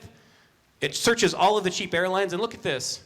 EasyJet has a direct flight, $143. I can click over to the EasyJet website and book that. I promise you that's half as much and hours faster than if you booked a train on this connection. So really consider these cheap budget airlines. Once you reach your destination, you have to get around as well. And of course, Europe has excellent public transportation within the city as well as between cities. Great subways, great bus systems. It can be crowded, but it's a good, fast way to connect the dots, particularly if you're trying to zip beneath rush hour traffic. So get comfortable with the local public transportation. It's usually well explained and well marked. Taxis are an interesting challenge in Europe. Taxis can be great. I take taxis all the time. It can be actually a relatively affordable way to very quickly connect 2 points, especially if you're sharing with several people and split the cost. A taxi can be a great deal. But there are a lot of corrupt cab drivers. The problem's worse in some countries rather than others. My rule of thumb is before I get in a taxi, I always ask the cabbie, estimate roughly how much is this going to cost. And then hopefully I have a sense of how much it should cost. In our guidebook, we try to list, from the airport into town should be about 30 euros. If he's asking way too much, I know that he's probably crooked, and I can go check with the next guy. So there's ways around it. But if you're comfortable with that, and if you're smart and have your wits about you, it can be a really great way to get around. I'm going to talk a little bit about money here. And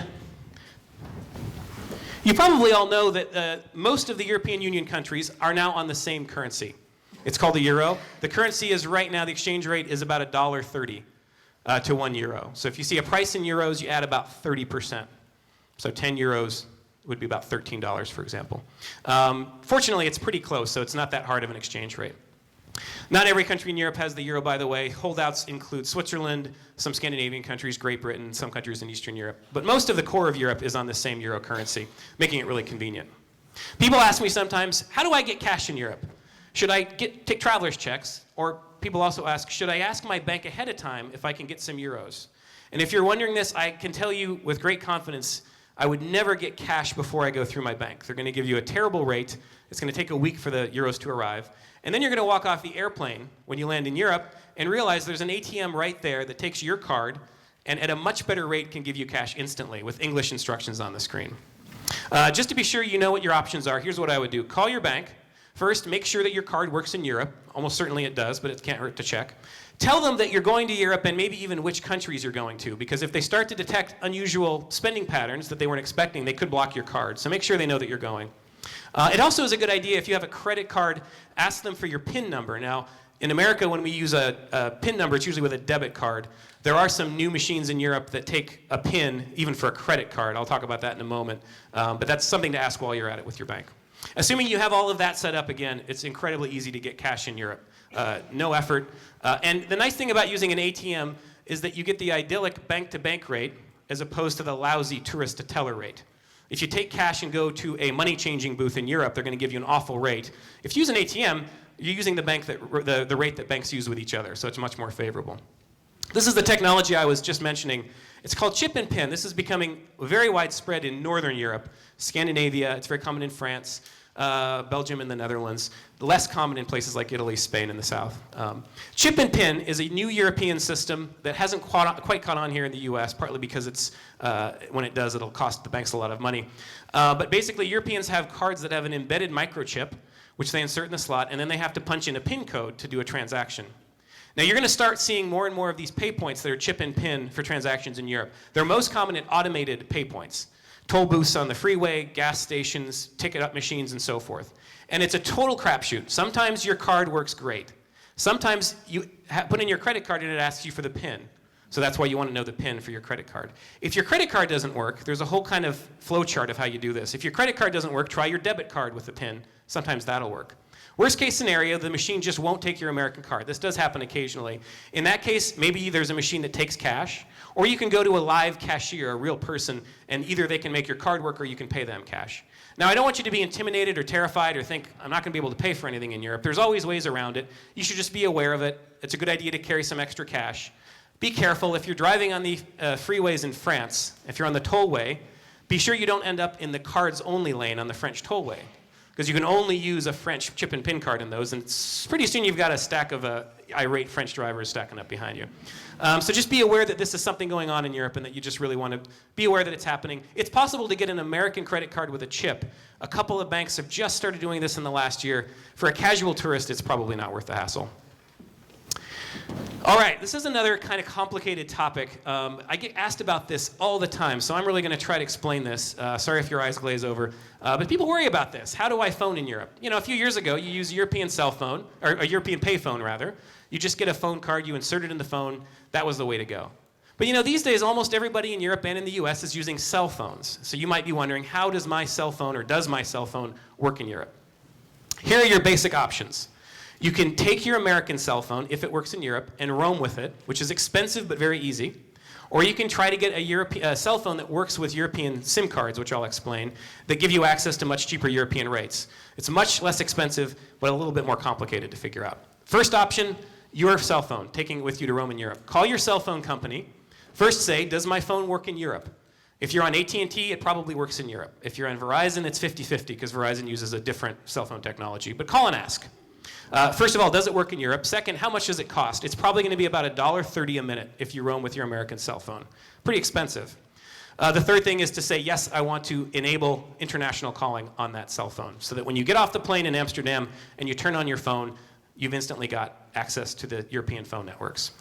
$1.30 a minute, that's expensive. That's the downside of doing it this way. Again, I would do this only if you don't think you'll be making many calls, if you want to be reachable at your home number, and if you don't mind paying for the peace of mind and not having to hassle with this other option. If you want to save a little money and you're a little bit more comfortable with the technology, let me tell you about SIM cards. This is a technology that all European phones and a lot of American phones work on, even if we don't know it. A SIM card is a little microchip that you stick in a slot in the back of your phone that gives it the phone number and gives you access to the phone network. You probably don't realize it, but very likely the phone you have in your pocket right now has a SIM card inside it. But in America, we don't really mess with that. We get a contract with one provider, and we use it for the life of the phone. But in Europe, you can buy these SIM cards as easily as buying a stick of gum, stick it in your phone, and you've got a new phone number with much cheaper rates. You may already have a phone that will work in Europe. The key is getting a phone that's unlocked. Now, if you buy a phone under contract in the US, it's probably locked to work with that company. If you got a phone through AT&T, it can only be used with an AT&T SIM card. But after you're out of contract, after 2 years, usually you can call your cell phone provider and say, can you unlock my phone? They'll send you a code that you punch into your phone, and suddenly you can use any card in that phone. So find that old phone that you threw in a drawer somewhere when you got your iPhone a couple years ago, call your cell phone company and say, does this work in Europe and can you unlock it? If you don't have a phone that can be unlocked, you can buy one. I went on Amazon this week and I checked unlocked quad band phone. Quad band means that it'll work in Europe. And here are 3 options that are less than $40.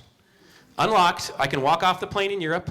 In the airport, I can walk over to a newsstand. I can buy a SIM card, stick it in the phone, and I've got a European phone number, and I'm paying 10 cents a minute instead of $1.39 a minute.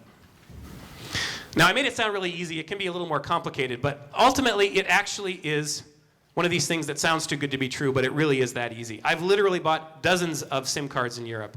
If I'm in a country for 2 days or 3 days, I might buy a SIM card for that country. I was in London for 2 or 3 days last September. I walked out of my B&B after I checked in, across the street, bought a SIM card for £5. Usually a SIM card costs $5 to $10, and it includes that much credit.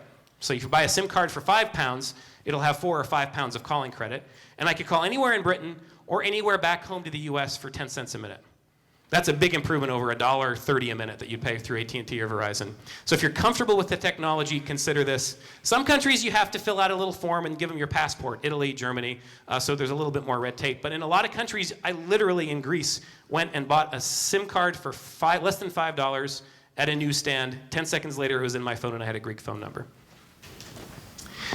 Before you go, again, be sure you have an unlocked phone and know where the cell phone SIM card goes. If it's an older phone, you take out the battery and it goes in a little slot here. iPhones have a little slot on the side if your iPhone is unlocked.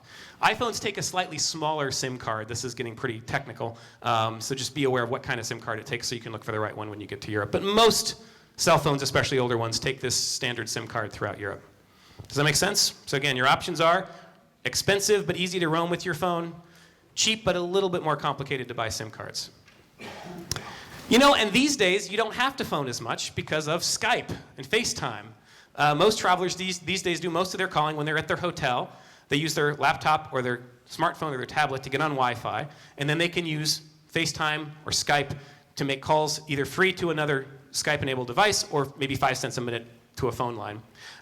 There are still internet cafes around Europe where they have a computer you can use if you want to go low-tech and not carry anything. But these are very rare. These days, these are mostly used by local teenagers playing video games who can't afford a computer at home. More often, people, again, are using their own tablets, laptops, and smartphones. Wi-Fi is very widespread. There are hotspots at most hotels. There are hotspots at many cafes and restaurants. There are even hotspots in beautiful floodlit piazzas in a lot of towns. A lot of European cities are getting wired where you can sit out just about anywhere in the city and get online and have reasonably fast access. You can't expect it to be lightning fast all the time, but you can usually get online when you need to. Okay, I promise this is the last kind of complicated technical bit here, but people wonder too about data roaming with their cell phone. You hear these horror stories. I took my iPhone to Europe, I was using the internet all the time, and then I got a bill for $500 when I got back. I'm here to tell you that that's not a problem as long as you think about it and set something up ahead of time. If you have a smartphone or a tablet, the easiest thing to do is just to be on Wi-Fi. Go from Wi-Fi hotspot to Wi-Fi hotspot. But there are times that you want to be able to get online without having to find Wi-Fi. If I'm driving around to Italian agriturismi and I want to get from one to the other and I want to get directions on my phone, if there's no Wi-Fi hotspot, I'm sunk. What I do is I call my cell phone service provider ahead of time. You can set up international data roaming. For $25 or $30, you get about 100 megabytes of data roaming that works anywhere in Europe. 100 megabytes is not a lot. It's about enough for sending 1,000 emails or looking at 100 websites, so you can't use it all the time. But once I have that to fall back on if I can't get to a hotspot. So think about whether it's worth it to you to arrange that ahead or whether you're just going to get by with Wi-Fi. If you do decide to use the data roaming, be aware, and even if you don't, be aware that most phones have an option for turning off roaming. Not just data roaming, but voice roaming. So familiarize yourself with your cell phone. If you don't want to be having people call you on your American cell phone and running up really expensive bills because they don't realize you're in Europe, go into your phone menu under voice roaming, turn it off. That way you won't get calls if you're in Europe, and you save that money. If you want to be available, you have to keep it on. If you have data roaming, when I'm on data roaming, I try to keep it turned off unless I need it. So if I'm on Wi-Fi, I don't want to have the data roaming turned on because I don't want to accidentally start eating up that limited budget. But if I need data roaming, I can go into this menu, turn on data roaming, use it. When I'm done using it, I turn it off again. Again, look through your phone menus and you'll figure out how to do this. In a lot of ways, cell phones are your only options these days. Payphones are an endangered species in Europe, just like they are in a lot of places in the US. So get comfortable with the technology one way or another. All right, now, I promise that's the last of the really dense stuff. I'm going to talk about some more fun stuff from here on out. And the timing is perfect. So I'm going to talk about some more fun stuff, and you can kind of relax. In fact, let's take a 2-minute stretch. Everyone stand up and kind of shake it out. Wake up a little bit. All that ATM, chip and pin, SIM card, data roaming stuff is a little dense, so.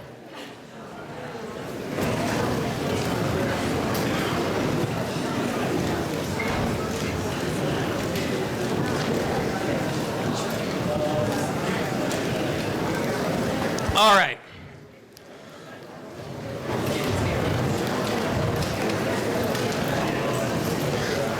And as you take your seats, I'll just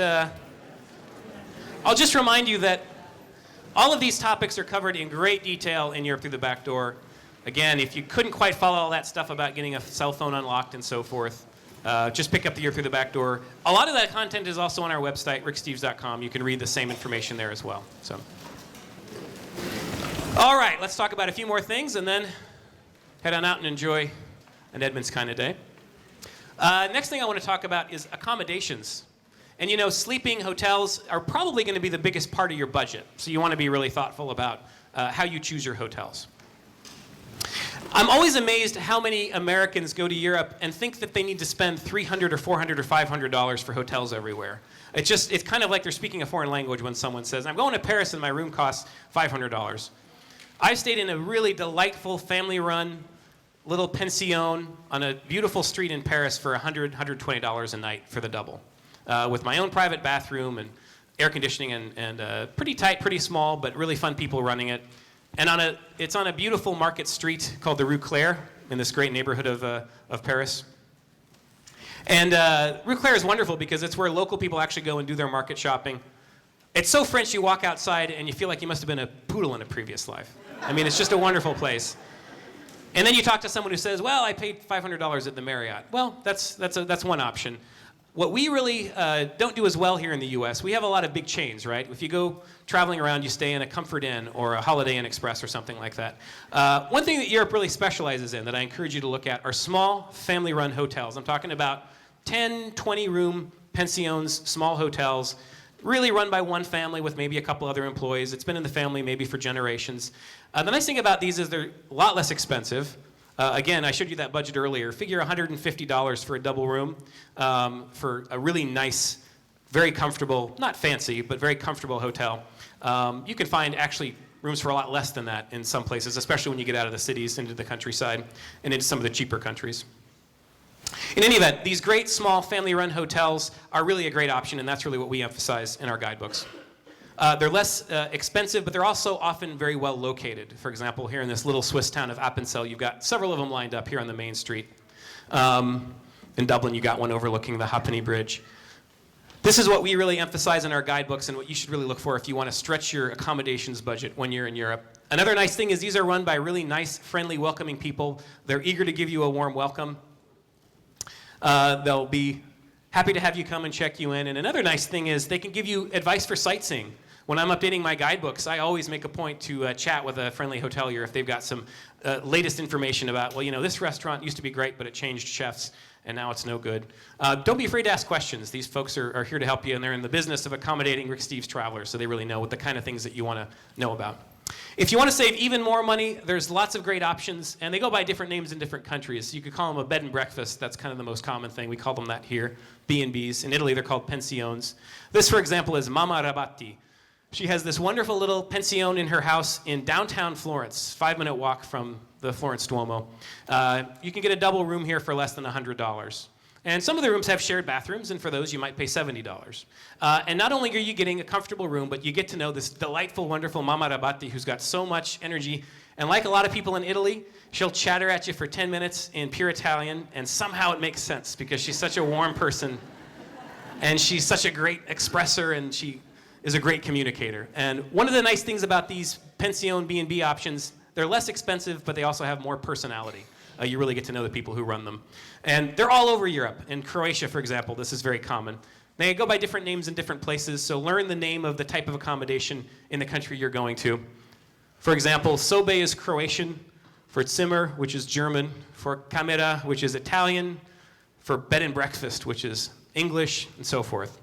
You've got a lot of great options if you go beyond just hotels. In fact, on a lot of booking websites, there's a separate category, hotels and B&Bs. A couple other budget options to consider. One thing that's becoming very popular are apartment rentals. There's a lot of great websites that point you to these. VRBO.com is one of many good apartment rental websites. The nice thing about an apartment is it's often less expensive, especially kind of inch for the size of accommodations you get, and that's because you're not paying the overhead of having a 24-hour reception. You're very independent. It's kind of low service. You meet the person, they give you your keys, they check you in, and then you're on your own. So if you want somebody who's there to answer your questions 24 hours a day, don't do this. But because it doesn't have those services, it's a lot less expensive. It also is nice because it comes with a kitchen. So it can help stretch your budget in the sense that you don't have to go to restaurants all the time. You can do more cooking for yourself. My parents are retired, and they more and more enjoy renting an apartment for a week in a town where they can really settle in and go shop at the local market and so forth rather than paying for hotels. You might even have your own little scenic patio where you can look out over the Spanish countryside. Another even cheaper budget option, of course, is hostels. Now, these are called youth hostels. That's probably what you think of them as. But, you know, youth hosteling isn't just for youth anymore. There was a time when there actually were age limits. Under 26, you weren't allowed. More and more, especially as Europe gets more expensive, both European and American travelers are finding that this can be a great alternative to an expensive hotel. The key thing about youth hostels is it's usually a shared room. So, for example, you'll be in a dorm room with 10 beds. For that reason, you can get a bunk for $20 rather than $60, $70, $80, $100 for having your own private room. And if you're traveling alone, this can be a great option too because it comes with a built-in camaraderie. You meet the people who are staying there with you. It's a great way to team up with other travelers, team up for a day of sightseeing or whatever. They range all the way from these rustic mountain hostels like this one in Gimmelwald, all the way to big, modern, very efficient city center hostels. This is one in Copenhagen that was just built a couple years ago. 8 stories of hostel beds. State-of-the-art lobby with free Wi-Fi, 3 bars, laundry services, so forth. There's all sorts of options, and it's not just these little rustic hole-in-the-wall places. This hostel, for example, has private beds that maybe are half as much as a comparably located hotel. You'll probably still have to share the bathroom, and a lot of the folks that you're going to be staying with in the building maybe are a little bit younger than you are, but it'll certainly save you some money. So consider youth hosteling even if you're not necessarily a youth. There's different ways to book hotels. I'm maybe a little old-fashioned. I still prefer to book direct with the person who owns the rooms. I send an email. Everyone speaks English when it comes to booking hotel rooms. I never worry about emailing Mama Rabatti, for example. Even though she doesn't speak English, she's got a friend who can translate her. She reads enough English to know when someone wants a reservation. I send emails direct. You can also book online. Most hotels have their own website, and a lot of those have a booking form now that you can fill out. And then there's sites, of course, like TripAdvisor and Booking.com. Like TripAdvisor, I think there's pros and cons to Booking.com. The big advantage is you can type in where you want to go and which nights, and it'll show you exactly what's available and what all the prices are. But keep in mind that if you book a hotel through Booking.com, that hotel is paying a cut of their profits to Booking.com. And for that reason, in some places, You can actually save money by emailing the hotel direct. They might be able to give you a deal. Sometimes you can even suggest that. I saw your place had a discount on booking for this amount. Would you be willing to give me that price to book direct? Now, this won't always work because actually a lot of these sites have a deal where they won't let the hotel undercut those prices, but it's sort of a case-by-case scenario. As you know, I'm the author of the Croatia Guidebook. There are some wonderful little 5-room family-run B&Bs in Croatia, and it just tears me up because I was there last year and they said, could you please tell people that they shouldn't read about our B&B in your guidebook and then go and book it on booking.com, because if they send us an email instead, we would keep all the money. But when they go and book it on booking.com, we end up paying 15%. So just keep that in mind as you're using these sites. I use these certainly for comparing the options. Sometimes I'll just go ahead and book direct once I found what I want. Here's a fun topic, eating. And boy, Europe is a paradise for foodies, I can tell you. Here's a few strategies for eating. First of all, again, with this sort of budget focus, Europe is expensive. It's really easy to blow a lot of money on a bad meal in a big touristy city. The obvious key, this is so obvious it maybe doesn't need to be said, don't go to the big fancy places on the main drag with a big neon sign that says, we speak English and accept credit cards. And you'd be amazed how many people do that. And every city has one of these streets where it's all of these kind of tacky restaurants and there's someone out front shoving a menu in your face and so forth. Just walk a half block, 2 blocks, 3 blocks down a side street and you're going to find a place that has better food for half the cost, much friendlier. These are people who are cultivating a return clientele. These aren't people who are just trying to pick off the tourists who are walking through town for one day. We love to find for our guidebooks and our tours family-run hotels where mama does the cooking and the father goes out and manages the front of the house. Ideally, you want to find a family-run restaurant that doesn't have any employees. Think about it. That lets them have a lot less overhead. If you've got a little mom and pop place where it's mom and dad and the 2 kids running the show, you're going to get a much better value because you're not paying for them to employ servers and so forth. Another great sign to look for when you're looking for a restaurant is a short handwritten menu. The menu is short because it's based on what the person found at the market that day. They don't want to have 20, 30, 40 different things on the menu. They want to highlight the things that are the best showcase for the ingredients that they were able to pick up. It's handwritten and it's in only one language, in Italian, again, because they're targeting local eaters. People say, well, this place doesn't have an English menu. I don't want to go here. It's a good sign if it doesn't have an English menu because they're not trying to attract the tourist who's in town one day of their life. They're trying to attract the people who live there. That's a great indicator of a good restaurant. And again, there's so many great options. It's a really kind of a haven for foodies.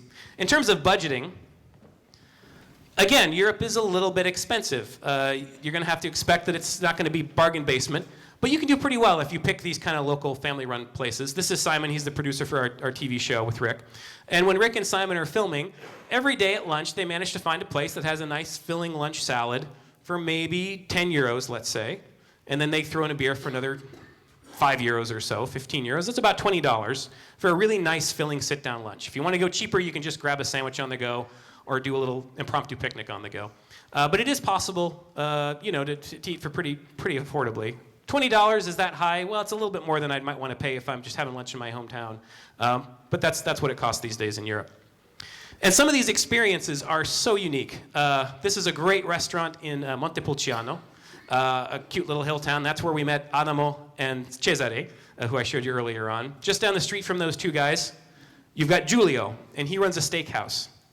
In the front of the steakhouse, you've got people sitting at restaurant tables eating pasta and salad and so forth. And then in the back, up a few set of stairs, you've got this big chopping block where Giulio has this huge hunk of fantastic beef. This is beef from Chianina cows. These are these white cows that Tuscans say are the best possible kind of beef. After you finish your first course, after you finish your pasta and your salad, Giulio comes around and says, what do you want? And you say, I'd like a steak. He goes back to the butcher block. He uses this cleaver to chop off a steak. In his bare hand, he comes out and shows it to you and says, is that okay? And you say, absolutely.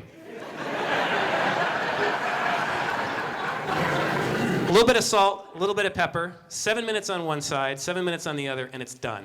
There's no asking, how do you want it done? That's how it's done in Giulio's Steakhouse. One of the best meals I ever had in my life in Giulio's Steakhouse. His pasta and salad were great as well. Speaking of pasta, you want to look for local specialties wherever you go. And really be adventurous. Don't be afraid of local things like truffles, for example. This is something maybe you don't have a lot here. We don't really produce a lot of truffles in America, but there's some wonderful regions in Europe where you can get delicious truffles. It's a great place to try local specialties. Be willing to be a little more adventurous too. Try things you might not normally try. You might say, octopus, why would I ever eat octopus? But then you go to Croatia or Greece, and in front of you they put a really delicious octopus salad. It's amazing what chefs can do when they come from a culture that maybe you haven't been exposed to yet. When you're in Germany, you go to the beer garden.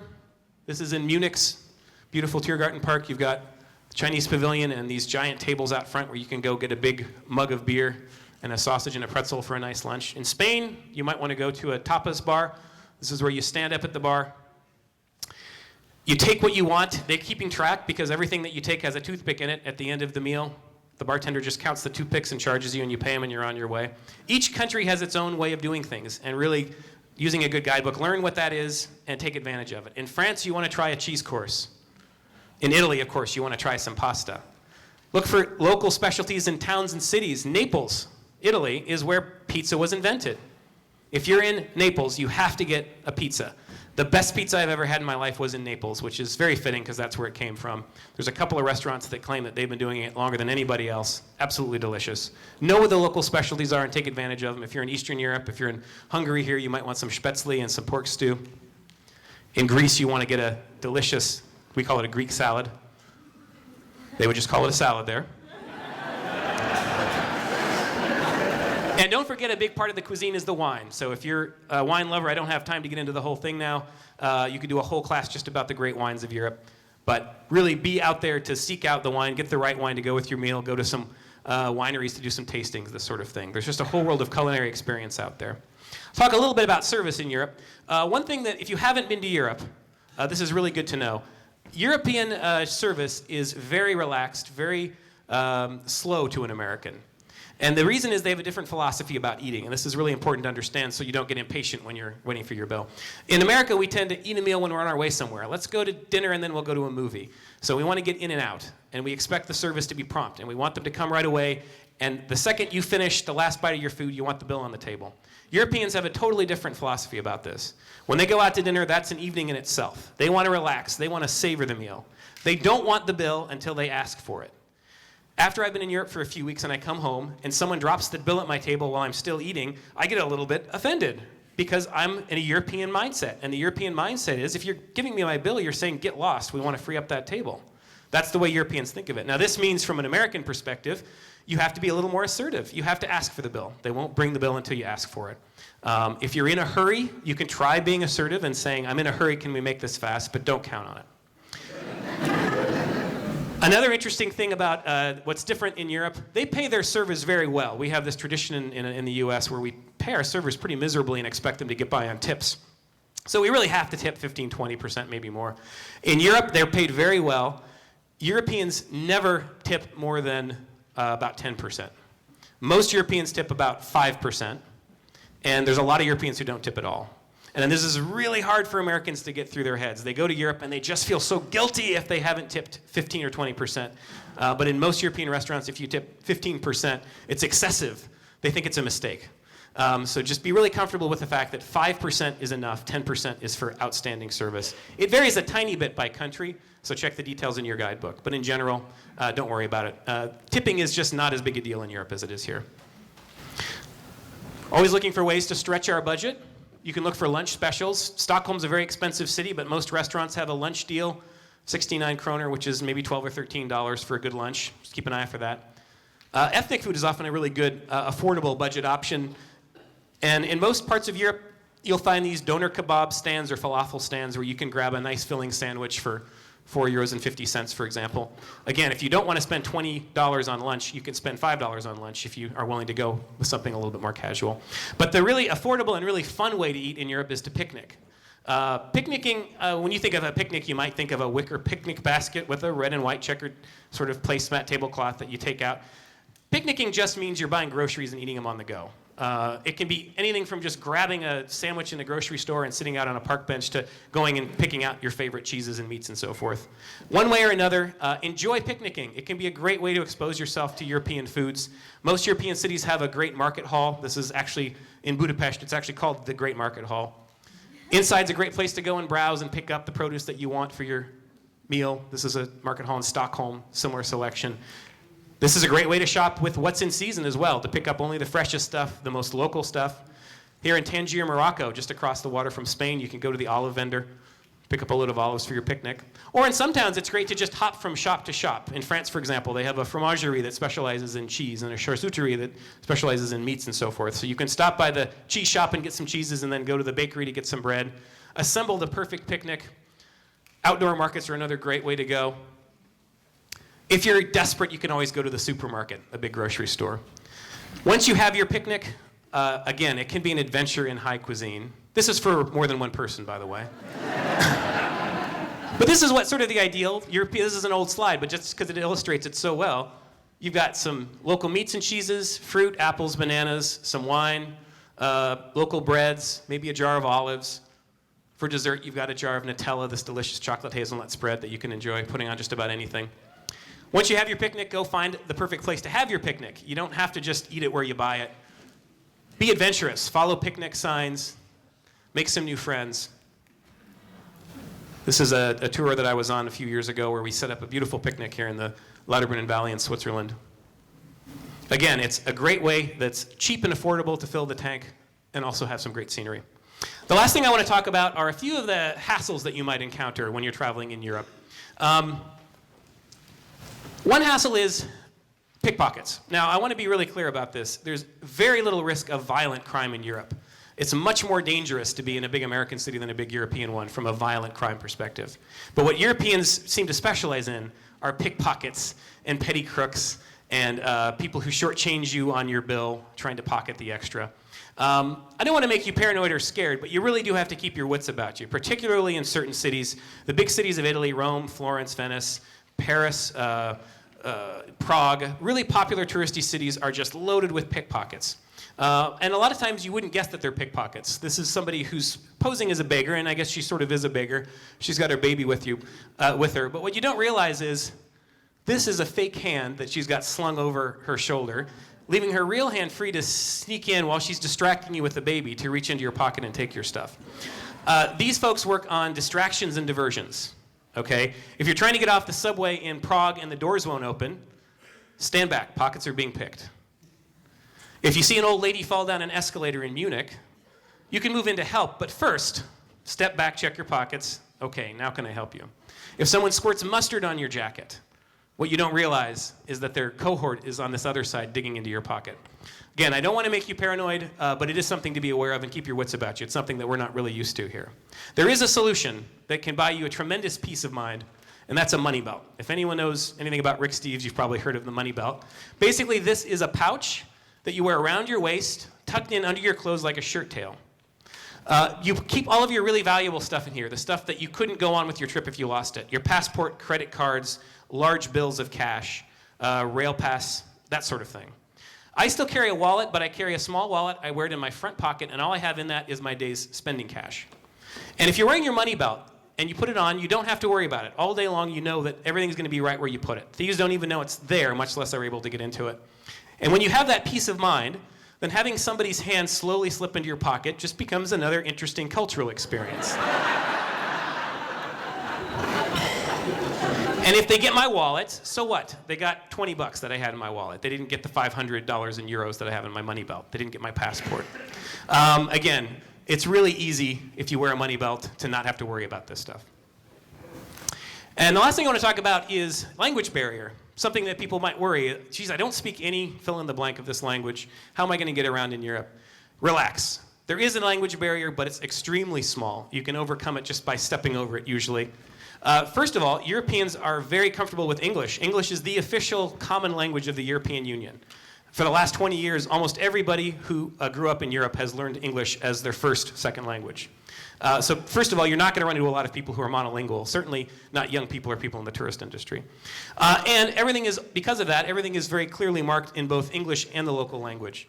Now, I'm not saying that it's okay to just totally ignore the other language. I happen to speak German and Spanish, and when I'm in places that speak those countries, I probably have a little bit deeper experience, or I catch things that other people don't because of it. On the other hand, I've traveled to 20 countries where I don't speak the language. I mean, I write a guidebook in Poland and Hungary and Croatia where I just speak speak a few words, and I get by just fine. It really can be done. It's not something to be proud of not to speak the language, but it's really okay. What I do in a country where I don't speak the language, well, the first thing I say, just to be polite, is I ask somebody, do you speak English? And sometimes they say no, in which case I kind of struggle along for a few words in their language. And usually after a couple minutes they say, actually, I do speak a little bit of English. Europeans are a little bit shy about their less than perfect English, but in general, it's not that big of a deal. They usually find ways to make it clear. Rick has a museum that he can't stand in Germany because there's not a word of English in the museum. There's no English descriptions, except at every exhibit, there's a no touch in English sign. They'll get their point across when it really matters to them. Because there are so many different languages and Europe is such a diverse country, they find creative ways to convey meaning, even if you don't speak the language. You don't need to speak any language to understand this. It's 150 meters to the right to find a bathroom. WC, by the way, we use that a little bit in the US. That's the European International Code for bathroom. So if you're ever looking for a bathroom, you'd look for a WC. And it can get pretty extensive. Switzerland, which has 4 official national languages, does this very well. There's barely a word of English on this sign, but it's all pretty clear what it is that you want to do. One way or another, they'll make their meaning clear. Now, even if they don't speak, if the sign isn't international, you're smart people. Trust yourself to make an educated guess. Even if this didn't have a picture of a dog with an X through it, sound it out. If it sounds the same, it's probably pretty close. This says in German, Hunde, Hund, hound, verbot, forbidden. Hounds are forbidden. Oh, no dogs in this park. Let me show you a more complicated example. This is a sign that you really want to know that you understand if you're driving a car and trying to park it on the street in Italy. Okay, so I'm clearly not supposed to do something here. This is either a Zamboni or a street cleaner. I'm standing on the street, so it's probably a street cleaner. And this looks like a car being towed. Okay, so there's something that would happen here that would make me get towed. Okay, 0 to 06. Oh, that's a time, right? 0 would be like midnight. 6 would be 6 a.m. Between midnight and 6 a.m., I shouldn't park here. But what about this part? And this is where it can be helpful to have a phrase book. Giovedì is the Italian word for Thursdays. Once you learn that one word, the entire sign becomes perfectly clear. Parking is dispari, not allowed, on Thursdays, giovedì, from midnight until 6 a.m., and if you don't obey, you're going to get towed. Just, again, take the time, use your logical thinking cap to figure out what these signs mean. Folks, I really want to thank you for all of your attention today. I know this was a lot of material, but again, all of it's covered in detail in Europe Through the Back Door. And I hope what you come away with from this talk is that you can really have a wonderful trip in Europe. There's so much to see and do on this great wide continent. And something that really inspires us in our work is that the people that we meet when we travel in Europe are traveling with the savvy and the confidence of a return traveler, even if it's their first trip. And that's because they expect themselves to travel smart, they equip themselves with good information, and therefore they do travel smart. And we love running into people who are using our guidebooks. These are folks whose grandkids said you shouldn't be doing this when they said they were going to Europe. But because they equip themselves with the right information, they can enjoy all that Europe has to offer and have a really wonderful time. Thank you so much, and happy travels.